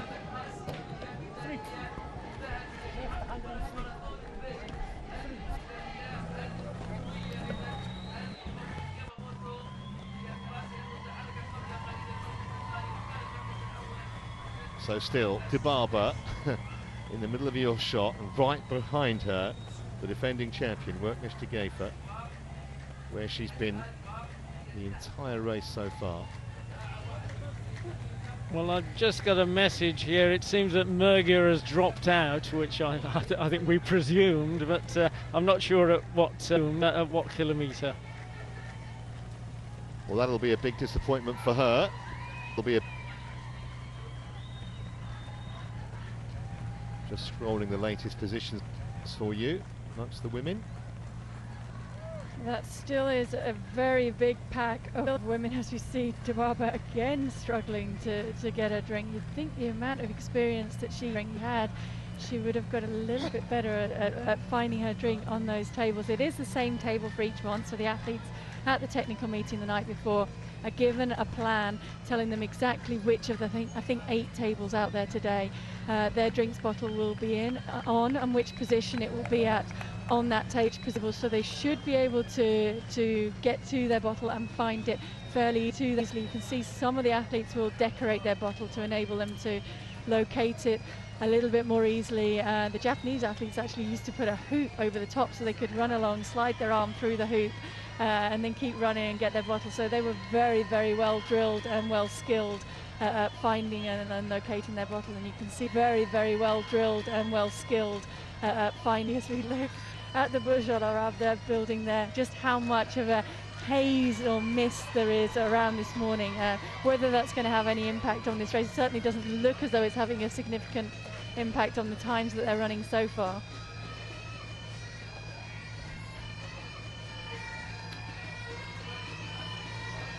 Well, I suppose, Paul, that you were always so far ahead that you didn't have to worry about bumping into people to get your water bottle. Yeah, I mean, it is difficult. I've had a couple that have dropped. Your hand can slip. And it is difficult. I've had a couple that have dropped on the bottle, and we've seen it happen so many times. And I think it was DeBarbara in one of the London marathons actually went back to get her bottle, because you are faced with that dilemma. If you miss it, do you go back and get it? It's very important in the early stages, particularly in the first half of the marathon, to make sure that you stay well fueled and well hydrated. Humidity, as we've talked about, it's not hot out here today, but it is quite humid, so they will be losing fluid. It is quite humid, so they will be, and so trying to keep that on board. It is a skill, and it's something that also needs to be mastered. It's something that the likes of Mo Farah will have to work on as they move up towards the marathon, is getting that drink, being able to drink while running at significant pace, and your body being able to absorb as much of it as you can. Just a brief word, if you have watched our coverage over the past few years, you probably have watched our coverage, remember some quite dramatic aerial shots that we brought you. Well, unfortunately, we're not allowed to send the helicopter up today because it's just too misty. So although we've got an ace pilot, he's not allowed to get the chopper up. So that's why you're not seeing any aerial shots, in case you're wondering. Just going back to, we've been talking about Mo Farah. There's someone else I want to talk to you about, Paul, in terms of the women's marathon in particular. Gwen Jorgensen, who, for those who don't know, is a multiple triathlon world champion, a phenomenal runner, and she has decided to quit triathlon because she wants to try and win a gold medal by winning the marathon in the 2020 Olympics in Tokyo. Now, first of all, I think it's a pretty brave decision. What do you think of her chances? And were you quite surprised that someone who's clearly brilliant at her primary sport is making the move to marathon running? I guess a little bit. She has shown her pedigree as we look back, and I guess a little bit. On your screens you're seeing, I think it's third, fourth and fifth come in. Your screens you're seeing, I think it's third wheelchair race. But getting back to Gwen, I mean, she's shown her pedigree. She's raced well over 10 miles. She raced the New York Marathon and ran, I think, 2:41 there. That's a big jump to talk about making that leap up to Olympic medal territory in the women's marathon. Do you want to talk in there? Yeah, we'll just leave that for the moment and watch the conclusion to the battle for third. As you mentioned today as well, further by the match on the next one.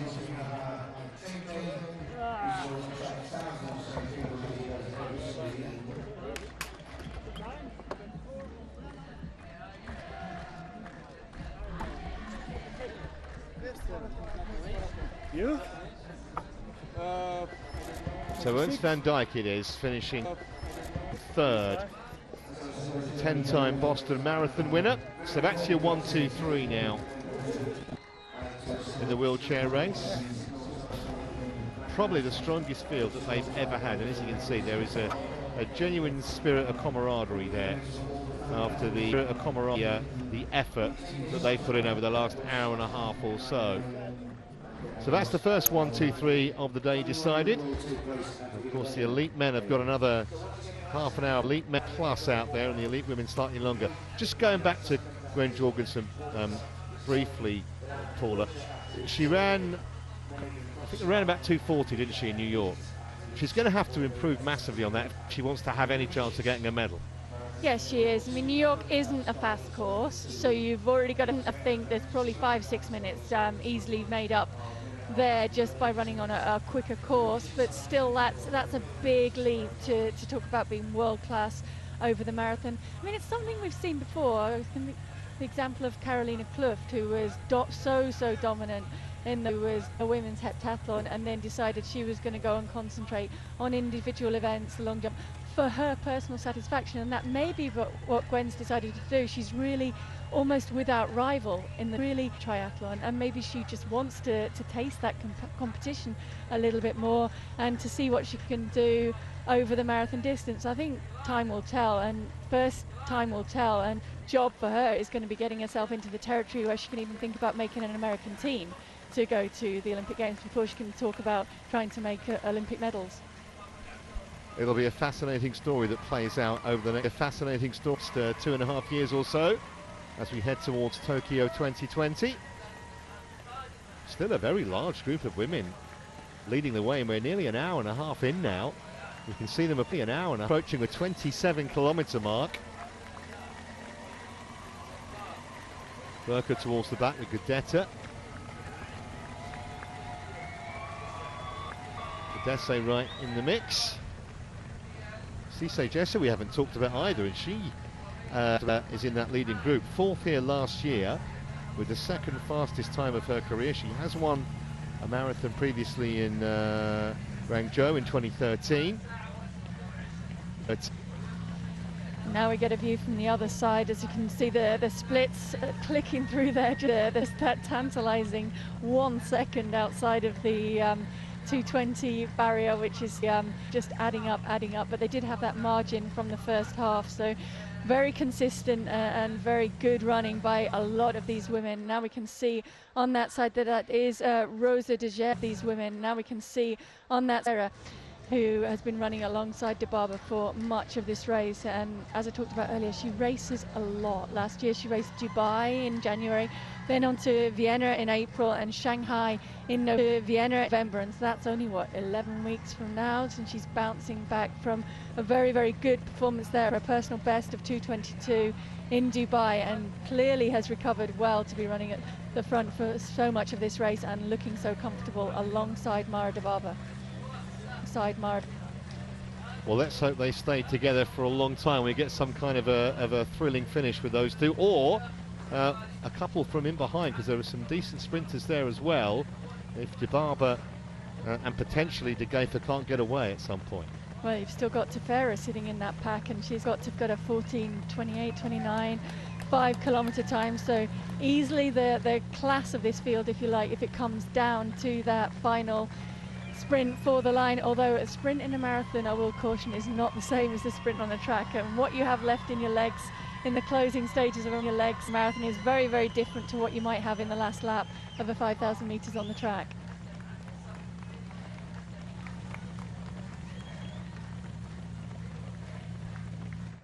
So from the women to the men, and our pacemaker seems to be going further away every time we get a shot of the leaders. This is when alarm bells might start ringing if you're in that pack there. When you start to get past 25k, I'd say certainly when you get past 30k, if that pacemaker's still out ahead, although he is looking around, he's definitely checking on the pack behind him. But if he stays out that far ahead, this is the point where he's thinking, you know what, shall I just carry on? I feel good here, I'm going to just keep going. Well, there have been several examples of it in the past, you know, where they're asked to go to 25k, 30k, or even 30k 5 when the race is supposed to really begin. And, you know, I mean, what has he got now? 20, 25, 30, probably maybe 50 metres at the moment. He's certainly not doing a pacing 5, 30, probably maybe 50 metres at the job there. Well, the only thing worthwhile mentioning is that the pacemakers do get a significant bonus if they do a pacemaking job in a world record attempt. So he has a vested interest in not only getting to the points that he's been asked to get to in the designated time, but in making sure that there are some guys with him who have a very good chance of going on to hit that world record. So I think that's why he's trying to pull them on. He can sense that they're maybe slipping back a little bit, and he's trying to encourage them on as well as he can at this stage in the race, but there's not a huge amount of interest from that pack behind him.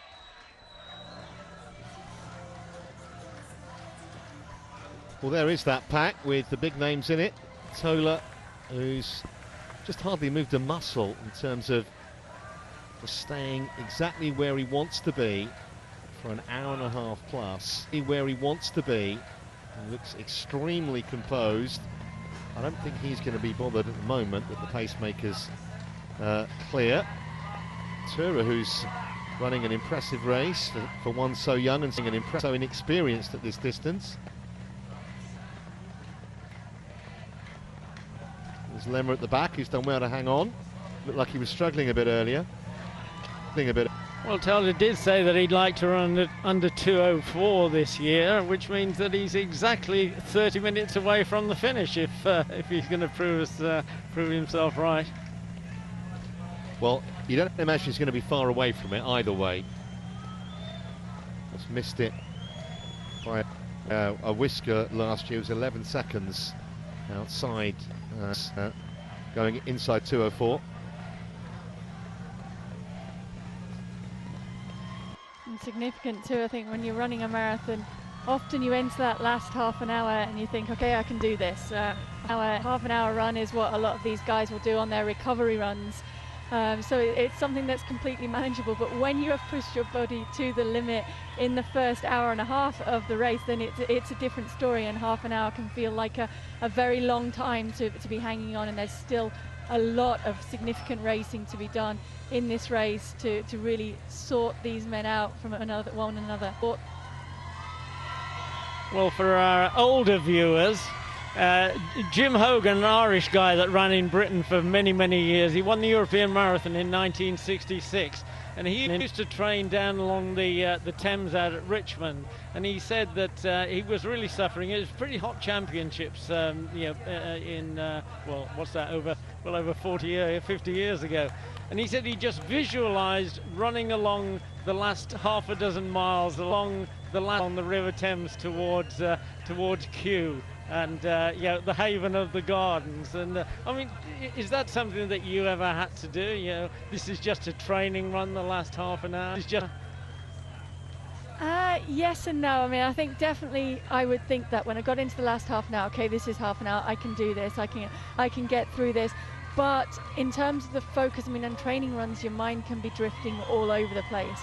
And in a race, you have to be very, very focused on the splits. I used to like to really map out the closing stages of the race in my mind, so to know where a mile to go. Big Ben is 1,200 meters to go, so 1,200 meters to go from there, and really kind of gauge it really well, so you're getting every last ounce of energy out of your body in the closing stages of the race. But these guys are away from that at this point, so now it is about trying to almost take your mind away from the pain that is certainly coming from parts of your body, and just to focus on what you need to focus on. So making sure that you get those vital drink station bottles, and that you tick off those kilometers and really count down. And that's nice in the marathon, when you get to the point where instead of counting up, you're counting down, and you're starting to sense the finish line drawing closer.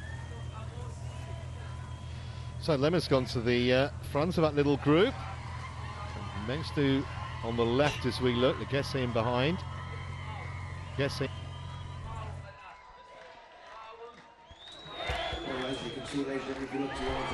Well, that is enthusiasm and stamina.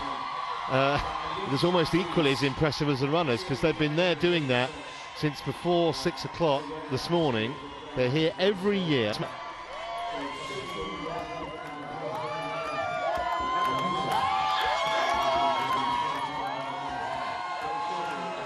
And they pretty much know an Ethiopian's going to win in the men's and the women's race, don't they? Yeah, they've got a very good chance and very good odds on that, but they are an Ethiopian cheer squads you see all over the world. Wherever there is all over the world, where a huge big road race going on, or any kind of race, there will be an Ethiopian cheer squad with some drums and with some singing going on there. I think they used to follow Haile Gebrselassie around wherever, and a big reflection on the fact that, as we were saying earlier, athletics and road running is the #1 sport in road running in Ethiopia. And much as you'll see, I guess, English football fans follow their team all around, you'll see the Ethiopian cheer squad follow the Ethiopian athletes wherever they are in the globe. Of course, the difference is that the England football fans haven't earthly whether their team's going to win or not, whereas these people know they're going to be celebrating in about half an hour's time. Well, the next big international event on the calendar is the World Indoor Championships in Birmingham in the UK at the beginning of March, and yeah, a contingent will be there for sure.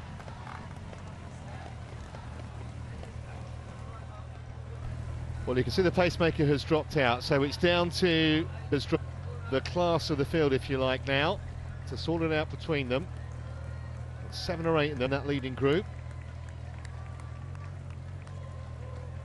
And most of the names that you would have expected to see are there. Well, we haven't seen the Kilometre times for the last couple of K, and it does look a little bit more sedate. But it's much more interesting now, because these guys are in a race. Yeah, they're into the last 7 or 8 kilometres. Yeah, they're into, and I mean, they're starting to get wary, obviously, aren't they? Yeah, and they're starting to definitely feel the pace and to look around also within that pack and see who else is still there, who's been able to hang with this. A lot of these guys will train together as well, so they'll be used to running alongside each other, and they'll be used to kind of picking up the signs for when the other guys are hurting, when they're pushing close to their limit, and when they're still got a little bit left and they're still running within themselves. I think Tola's still looking very, very, very good. Tura has been there throughout the race and is really looking smooth. Mengistu is starting to look a little bit more laboured, I think, than he did earlier in the race, but it's inevitable at this point that these guys are going to look as though they're working hard, because they are working. Guys are going to look very, very hard. And how much does the psychology of it come into play, Paul? I mean, this kind of stage of a race, we're an hour and 40 minutes in, there's a leading group of 7.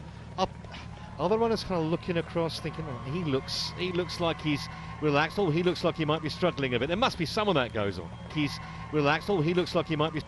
Yeah, there's definitely mind games that go on within the race. I mean, when they're running at a very, very fast pace, maybe less so than a slower race. A slower pace, as we get a look at what they're calling a very tight turn, but which in comparison to the hairpin turns that they had, for example, on the World Championship course in London, it isn't significantly tight, and it hasn't really slowed these guys down as they've gone around that. But they will be, looking at each other, assessing, trying to, for example, when they go and pick up their drinks bottles, making it look really easy, maybe offering it around a little bit to say, okay, I don't need this, I'm fine, I'm doing really well, are you? But less so than it would be in a slow race, where you're starting to almost play a cat and mouse game and wait for someone to make a move. These guys have committed, they've made their move, they've shown that they believe they're in shape by going with this pace and by still being there at this stage in the race. So I think there's a respect as well as mind games going on. These guys always respect each other, that they're all still there at this pace, and they will start now maybe to even help each other out a little bit in terms of working together. The pacemaker's gone, so they'll work together to try and keep it on the pace. But it is Tola who has been controlling this really from the start, and he's now pushing it on a little bit and seeing who else amongst that group is able to go with it.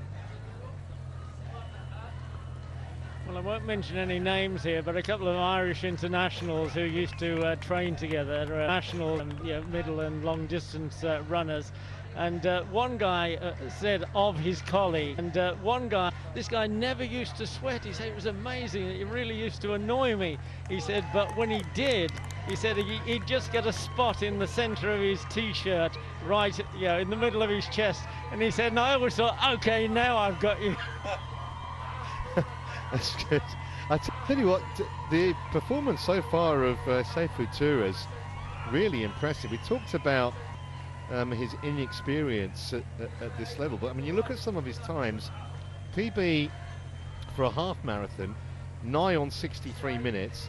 He's run 29:05 for 10,000. That was in high altitude, but this is kind of uncharted territory for him, really, in a race of this caliber. With all due respect to the marathon field in Seoul, and he's still right there with less than half an hour to go. Just over 7 kilometers left to go. Oh, and then Mengistu caused a little bit of trouble as he cut across to try and get his bottle. I think Tola is okay, but he was certainly impeded within that. I'm trying to see, has he got it? Has he managed to pick up his own bottle in the middle of all that fracas? Because I think Mengistu realised a little bit too late. You can see Valentin, one of the managers there, trying to make sure that his athletes have got their drinks bottles as they've come through there. But yeah, I think that maybe crept up on them a little bit, that 35k drink station. A couple of the guys caught unawares and panicked a little bit trying to cut across, and we've seen fallers trying to in the past at drink stations. It can be a tricky and dangerous area to negotiate, and hopefully they've all come through that unscathed. Well, he looks okay, Tola, but that was a potentially anxious moment. Let's just have another look at it. You see Tola there on the right into the runner in front of him. It could have been a end of race, basically. Practically. And it still could be significant. I think when you're forced to check yourself, brake and twist as he did there, then that's dangerous for hamstrings that are already starting to cramp up, quads that can be too. So hopefully he's okay. We'll get an idea now in the next couple of kilometres. If damage has been done there, then it will start to show. So Menxtu up front from Legacy. Young Ventura in behind. Tola at the back of that pack now. And it must have disrupted his rhythm, even if it hasn't, physically done any damage. Let's hope he can get that rhythm back. He's still in touch, which is the main thing. Well, I suppose the best example of what looked like a cataclysmic fall was the great Finn cataclysmic Lassie Virane, who actually was bowled over during the Olympic 10,000 metres. The first gold medal that he had won at 10K. He got up, broke the world record and won the gold medal. Yeah, I remember seeing Alistair Brownlee in a triathlon fall down in South Africa and get up and win. I thought you were going to talk about Zola Budd and Mary Decker-Slaney for a minute, but that wasn't something she was able to recover from. And of course neither of them won. Indeed. Well, Decker didn't even finish, of course.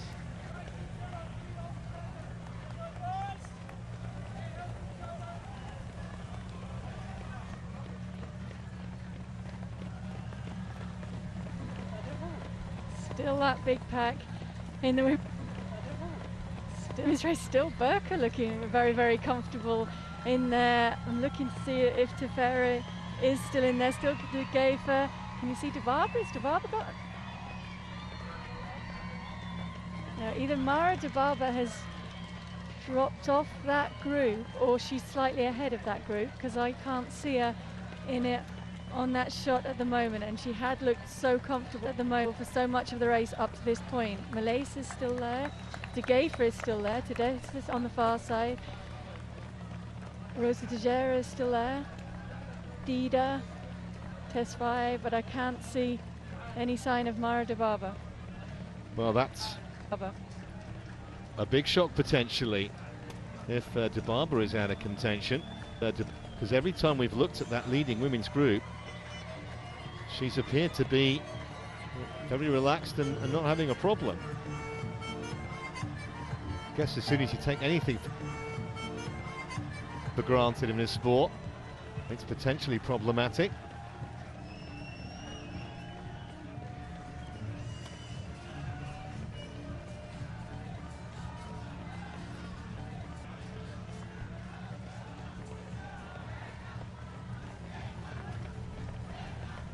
That leading group, significantly fewer women in it than we've seen for most of the race.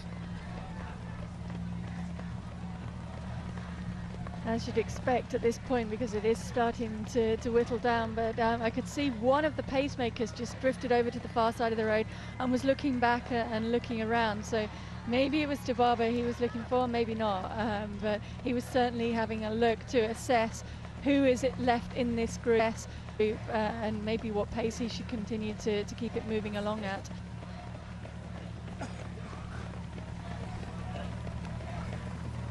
Well, we've told you already that Mergia, the three-time champion here, is out the race. It looks as though Dubaba, even if she's not out the race, is out of contention.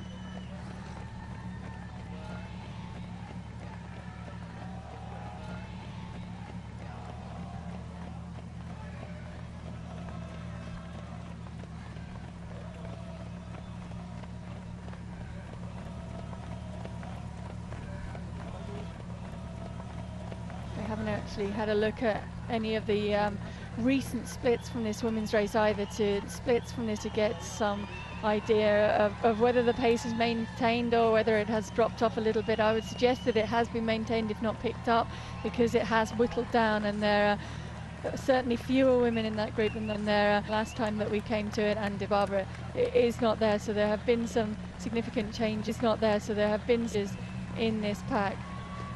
Just incidentally, you could see two of the girls there passing the drinks bottle between themselves. I think the rules have now been relaxed a little bit. You didn't used to be able to pass drinks bottles. Now you can, so long as it isn't consistent, which the wording's a little bit ambiguous, but I think it means that you can't consistently go and get a drinks bottle for somebody else and hand it to them. So else a little bit as a domestique would do in a cycling race. That can't happen, but if you do see that someone has dropped their bottle, you are allowed now to hand it to them.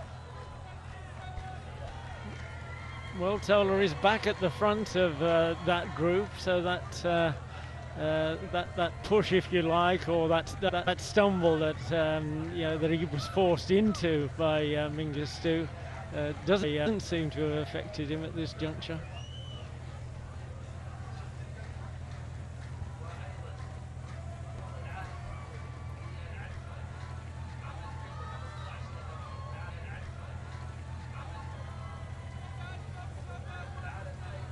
Laguesse is still looking very comfortable in that group as well. It's very, very hard to tell by looking at their faces just how hard these guys are working. I think maybe it is something that's particular to Ethiopian runners, but it is something that they do always look very, very relaxed and in control, even when they're not, as it were, even when they're struggling to stay with it. But you can see as they go through 37 kilometres, the 2:58, so the pace has slowed and they've slipped outside of that world record by about a minute now, so it puts them right around that 2:4 marker. It puts them right around marker, which is maybe why Tola's starting to move to the front. He was very keen to break through that 2:04 barrier, so if he's going to do that, he's going to have to get moving and start pushing along now.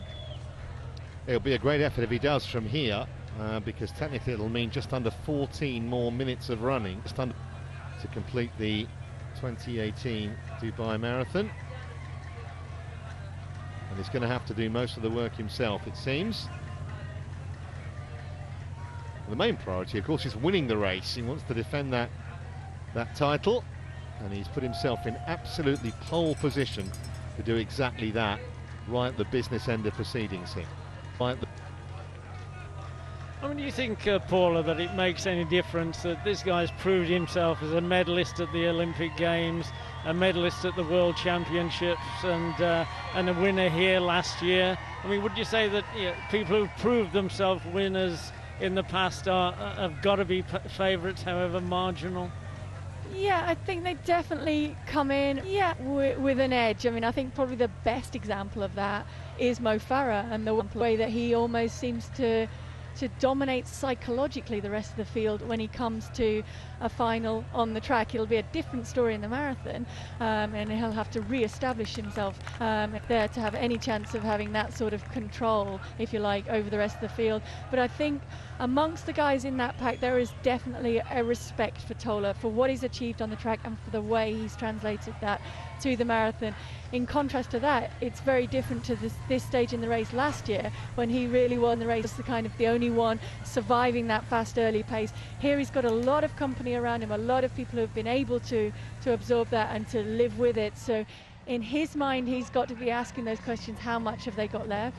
But they are also almost looking to him to make the first move at this point in the race, because he is the one that they respect and the one that they would expect to make a move. If he doesn't make it soon, then one of them might just try their own hand.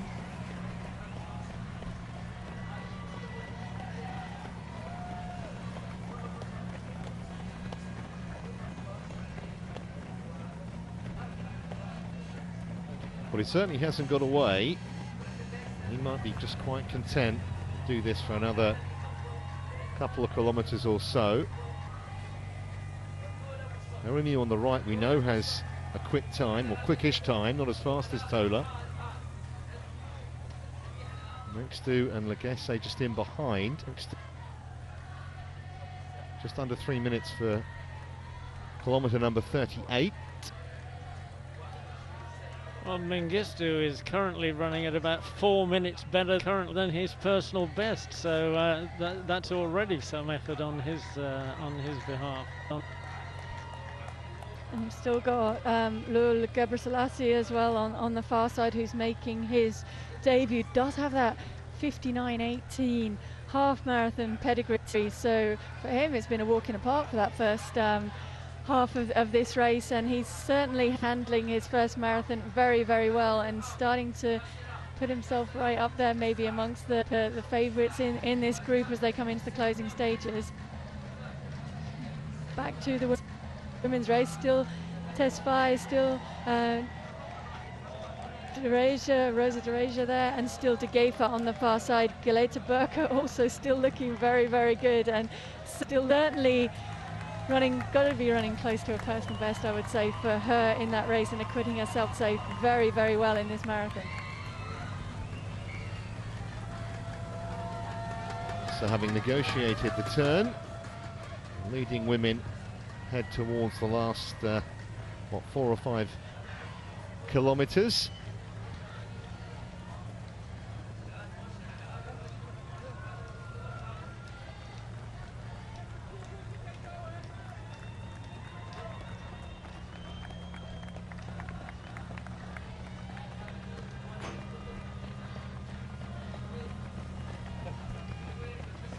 Well, the sun is coming up now, but it's probably a degree or so warmer than it was when we began, but it's still not a searing heat that's really going to make any significant difference at this point. Not at all. I think it's very good conditions for marathon running out there. As the sun comes up, that humidity has probably started to drop a little bit, but it certainly feels like that standing here, and maybe more comfortable conditions, although for the women maybe more, and the men as the race is wearing on. Of course, it's getting tougher and tougher for them, as it inevitably would do. It was interesting just watching there. I think it was Tesfaye just trying to squeeze through the middle of the two runners in front of her, as if there's not enough road around as if they go around the outside, and she's trying to just squeeze her way through the middle. But I think it's very indicative of the training conditions that these Ethiopian women and the Ethiopian men train in, on a lot of times on very, very narrow trails where they do run just single file all the time, so they're just focusing on the heels of the runner in front, and when they come to races they seem to just slot into that mindset very, very easy. They seem to just We saw Rosa Dereja in that leading group of women, only a second appearance here.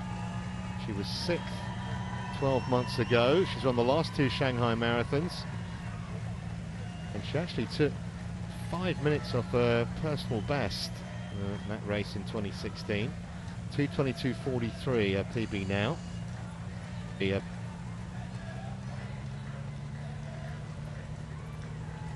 Burka towards the back of that group. Well, she could be running about 5 minutes faster than she's ever run as a marathon before. We're about 25 minutes from the end of this women's race.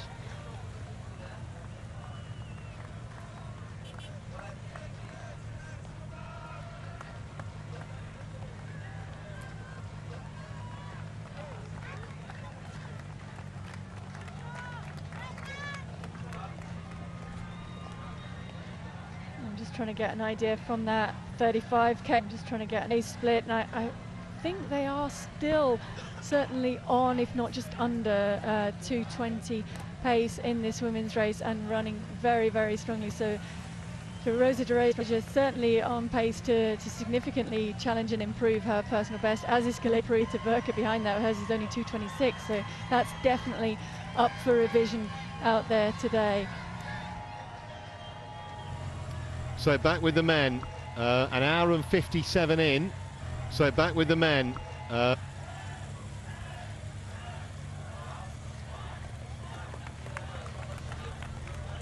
No dramas for Tola that time at the water table.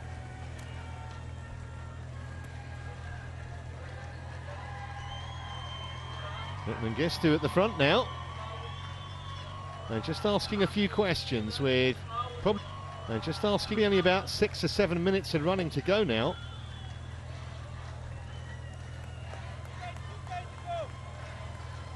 Yeah, we can see the first questions being asked by Mengistu, and you can see the other questions looking around. Toure is the first really to significantly fall off that pack that's been together for the last couple of kilometres.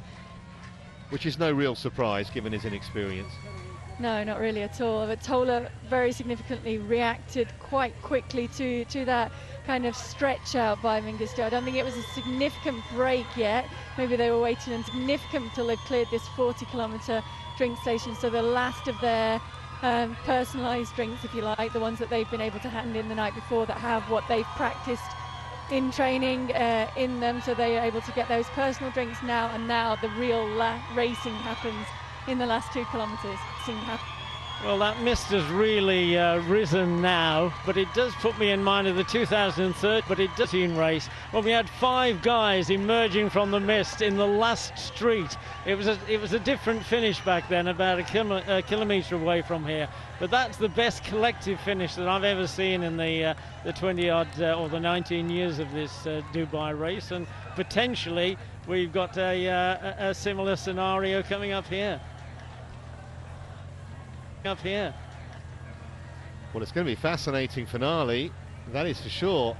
Yeah, it wasn't really a searching question that Mengistu asked, was it, with that little break? It was more of a kind of a polite inquiry, and it was answered in the affirmative by the likes of Tola and Gesse.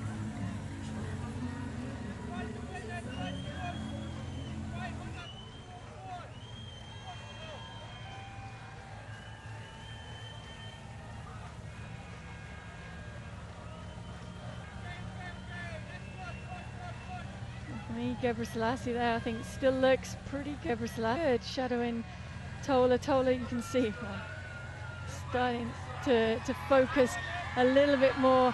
He's looked very, very relaxed, as most of them have throughout the race, but Mengistu actually looks as though he's working the hardest with that look of determination.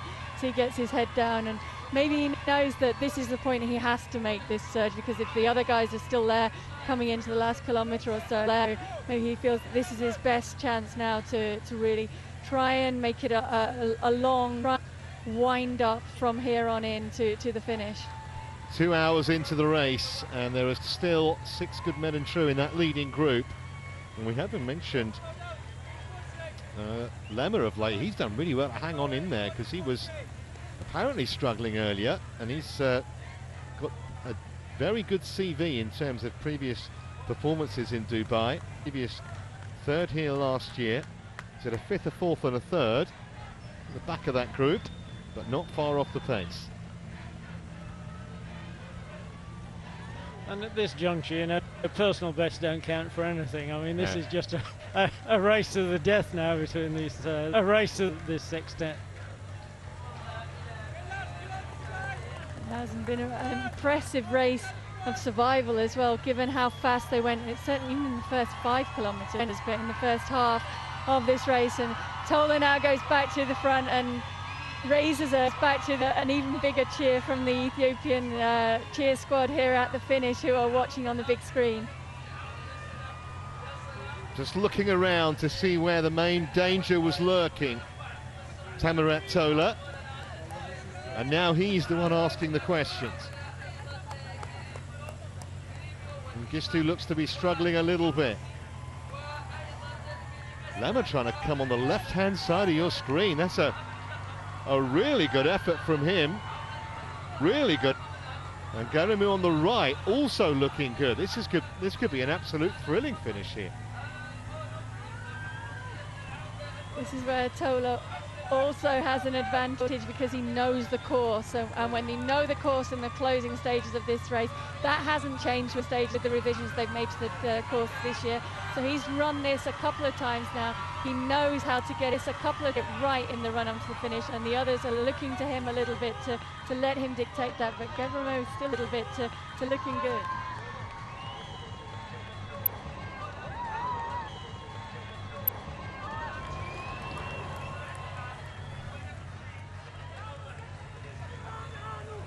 Well, it's still very hard to call it. You're removing the orange. Call it. Tola on the far side as we look. And once they make the turn, they have about 500 metres to go. And Lemmer trying to veer up on the shoulder of Tola. Gebrselassie looking strong on the left now. And Garamu hasn't finished either. And now Tola just going to have to really focus here, because They're laying down the gauntlet to him, and Gebri Selassie looks the strongest of the four, maybe.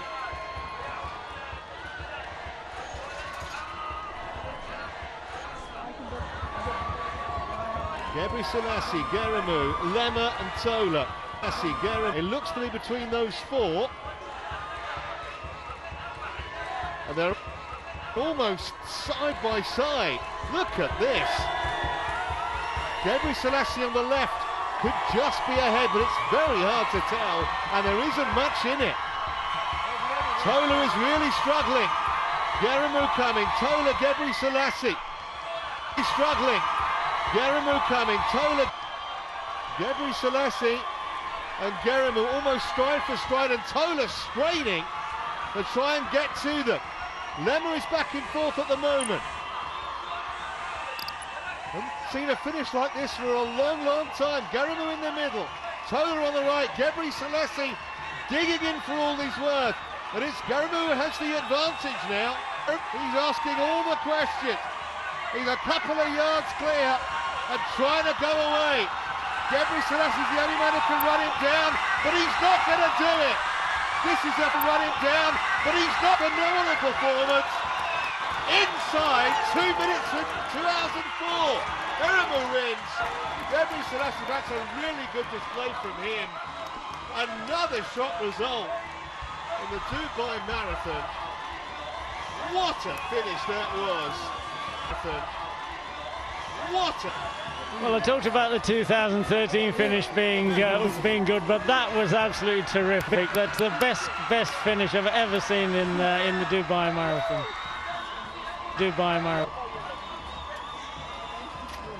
And Geramu deserved that, didn't he? You see, he was fighting as much maybe to try and dip under the 2:04, but certainly to get that course record as he was to get the victory. But he was maybe didn't even notice the clock given the battle that he was in to get to that finish line. He kept his powder dry for so much of that race, really didn't make any moves until that final one in the final straight.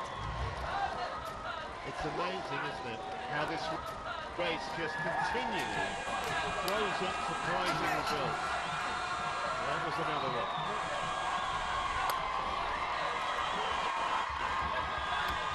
And in a really good time as well.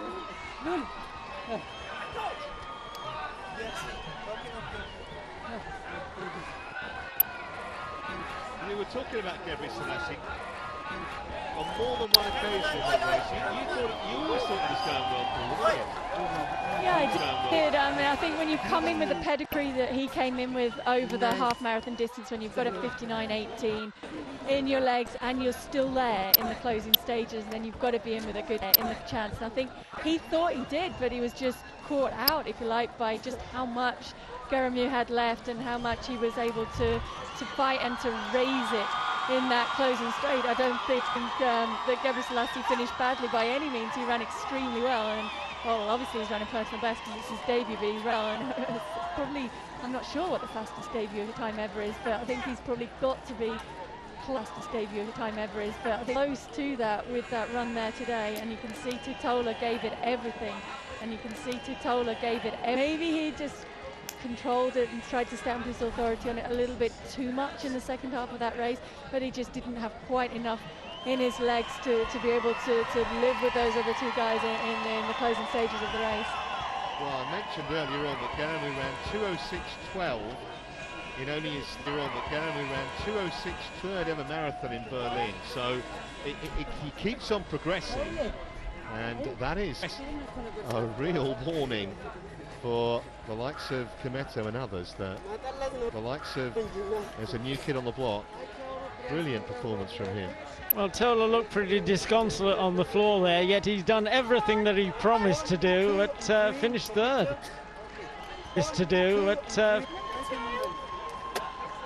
Absolutely left nothing out there. Just beaten on the day by two better men, I guess you'd have to say.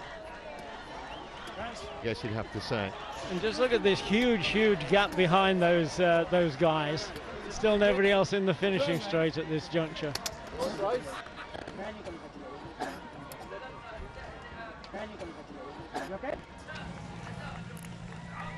So the leading women are around about 13 minutes or so from hitting the tape on the line, and Desse and Tesfaye and Rosa Dereje, we mentioned, who's right up and up there. Looks like 6 of them, with Tesfaye trying desperately to hang on at the back. And the 3 pre-race favourites have all gone by the board. Mergia dropped out. We're pretty sure Dibaba must have dropped out too. We still have Degefa in there, though, who is the defending champion and still looking good at this stage. Though I would say that Rosa Dereje is looking very. She's just sat there the whole race, looking very composed. Slightly higher arm carriage than the other girls around her in that race. That's not that unusual. Like round, I guess Mary Kitani is also known for running with quite a high arm carriage, and it's what she's used to, and it's working very well for her to this point. Well, we know that the men's course record has gone. Men's course, I wonder whether the women can do the same. 2:19:31 is the course record for the women. As Gebri Selassie finished a very creditable second. A very creditable.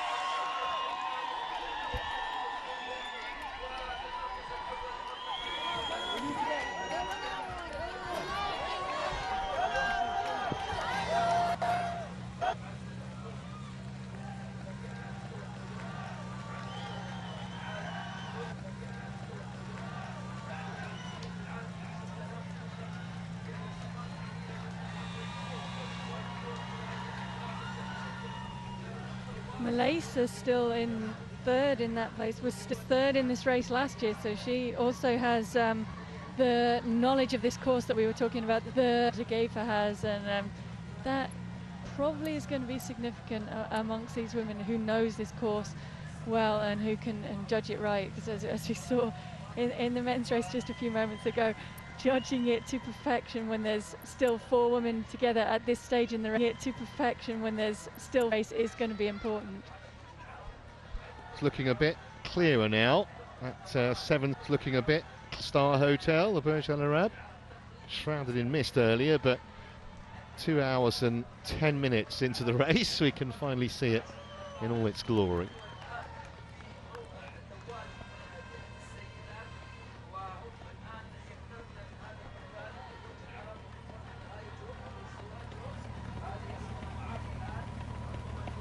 This is promising to be as good a finish as in the men's race, and I think we can safely say it's going to be an Ethiopian woman who's going to win as well as an Ethiopian man, if not top 3 too. Yeah, their dominance is almost ridiculous at times.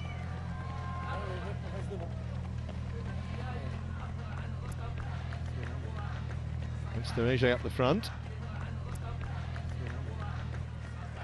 Elise just on the right-hand side in the orange vest.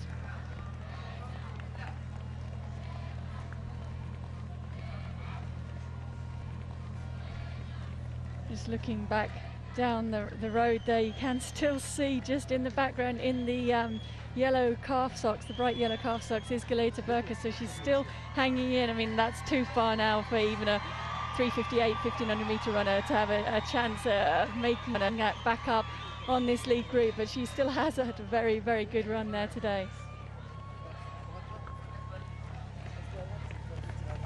Well, it looks like 3 medals to be decided by the 4 of them, or between the 4 of them.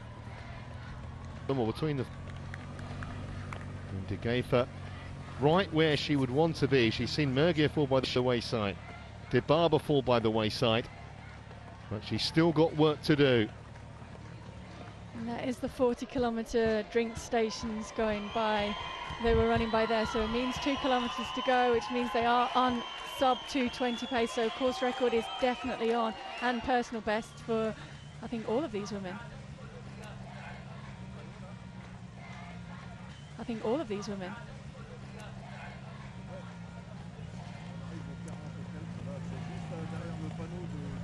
Rosa DeRaja now almost urging on Namo, the pacemaker, trying to get him to push on a little bit. I think if she's going to push on at this stage, she's going to have to do that on her own now, and it's the time to be striking out and doing the work on your own as they approach now the 40-kilometre mark. So, and they go over here, that is exactly mark.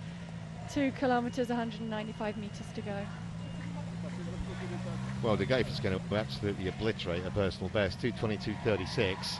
But more importantly, from her point of view, is whether she can outmaneuver these other three women and defend the title that she won so memorably and surprisingly 12 months ago. Well, a minor point, the pacemaker himself is only a 2:26 marathoner, so he's actually running a personal best too, so he might as well fit it.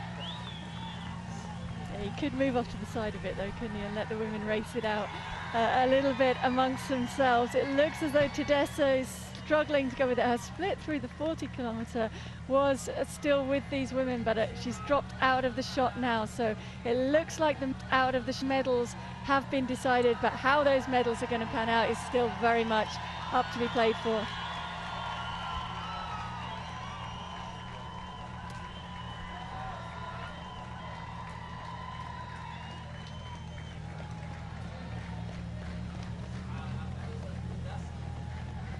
Well, it still looks like he's enjoying himself, that pacemaker, doesn't he? He's been grinning around, enjoying himself. The three women with him. And it looks as though he's looking around now and actually giving information to DeRaja about who's left there at the moment. And here's Melissa, who's sitting right behind him. I don't know if he's even aware. He has to turn right round almost 180 degrees to be able to see that she's there. He used to be in his slipstream and still with them at the moment, but it looks now to be down to these two. It does indeed. That the last kind of 500 or 600 metres has put these two ahead of the other two that were in that leading group, and you've got to say Rosa DeRaja looks absolutely superb at the moment. After nearly 2¼ hours, there is clear daylight between her and her nearest pursuers. And if you look at those 5K splits up on the screen there, you can see how that race has progressed in contrast to the men's race. This race has got faster and faster as it's gone on, and the fastest split yet between 35 and 40 kilometres, 16:20, which is approaching 2:15 pace, if not on it, and that's why it's done the damage that it has, and that's why you've seen Rosa DeRaja that's pulled away and clear of the rest of the women in this field, and it's going to be in the end I think a comfortable victory for her. Well, she's hardly breaking sweat. Got that lovely languid rhythm, and none of the chasers making any impact. In fact, she's going further and further away, almost with it further and further every stride.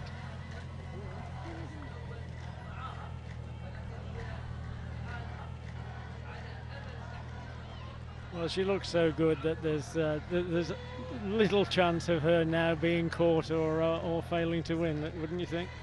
Well, she does look very, very composed. As we've talked about, though, sometimes that appearance can be deceptive. People can look composed even when they're falling apart inside, and other people can look as though they're falling apart and they're still holding it together very, very well, still holding it. So pretty much the only person who can get this wrong now is her. If she's misjudged this slightly coming into the finish, but it doesn't look like she has. She's kept herself in a very good position all the way through this race. She's about to make the turn now into the finishing straight and still looks comfortable, maybe starting to sway a little bit with her shoulders, a little bit more than she was earlier on in this race, but that's of course inevitable, and you can see how much the gap has grown, and now it's Melissa who's paying for having tried to go with her and trying to stay with her, and she's slipped back from second to third.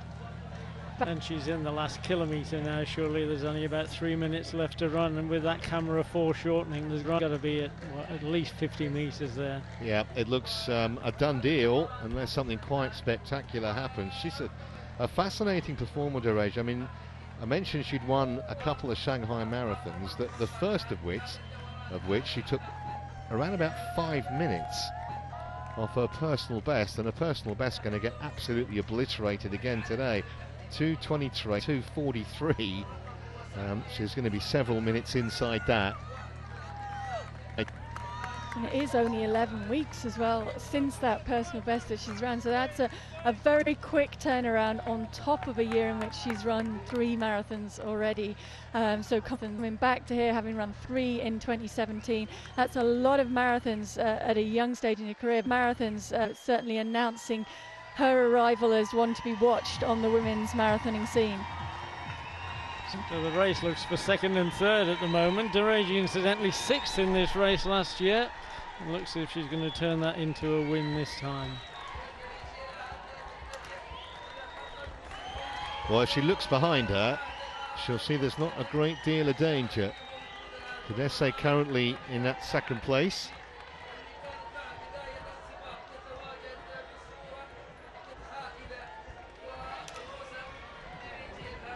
Must be a great feeling, Paula, and one you would know when you know you've got the race won, and you can kind of enjoy the little, well, not kind of, I wouldn't say stroll, but the last 500 metres or so. Yeah, it is. I mean, it's still a last 500 metres or so that probably can't go fast enough for these women who have worked very, very hard, and they can now see the finish, and they're trying to just summon up every last ounce of energy. I'm not sure why Dereji keeps checking her watch at this point in the race. She can see clocks in front of her, she can see the finish line, so she really just wants to be trying to get to that line as fast as possible. She's got the race run, and now it's Namo as well who's checking his watch, so maybe they just don't trust the official timing out there today. Tedeschi at least keeping her honest. And Malese chasing down Tedeschi to try and get into second place, but Bereja with a very healthy advantage as we come towards 2:19 on the clock. And she can see the finish line clearly in sight. This is going to be well inside the course record. The course record is 2:19.31.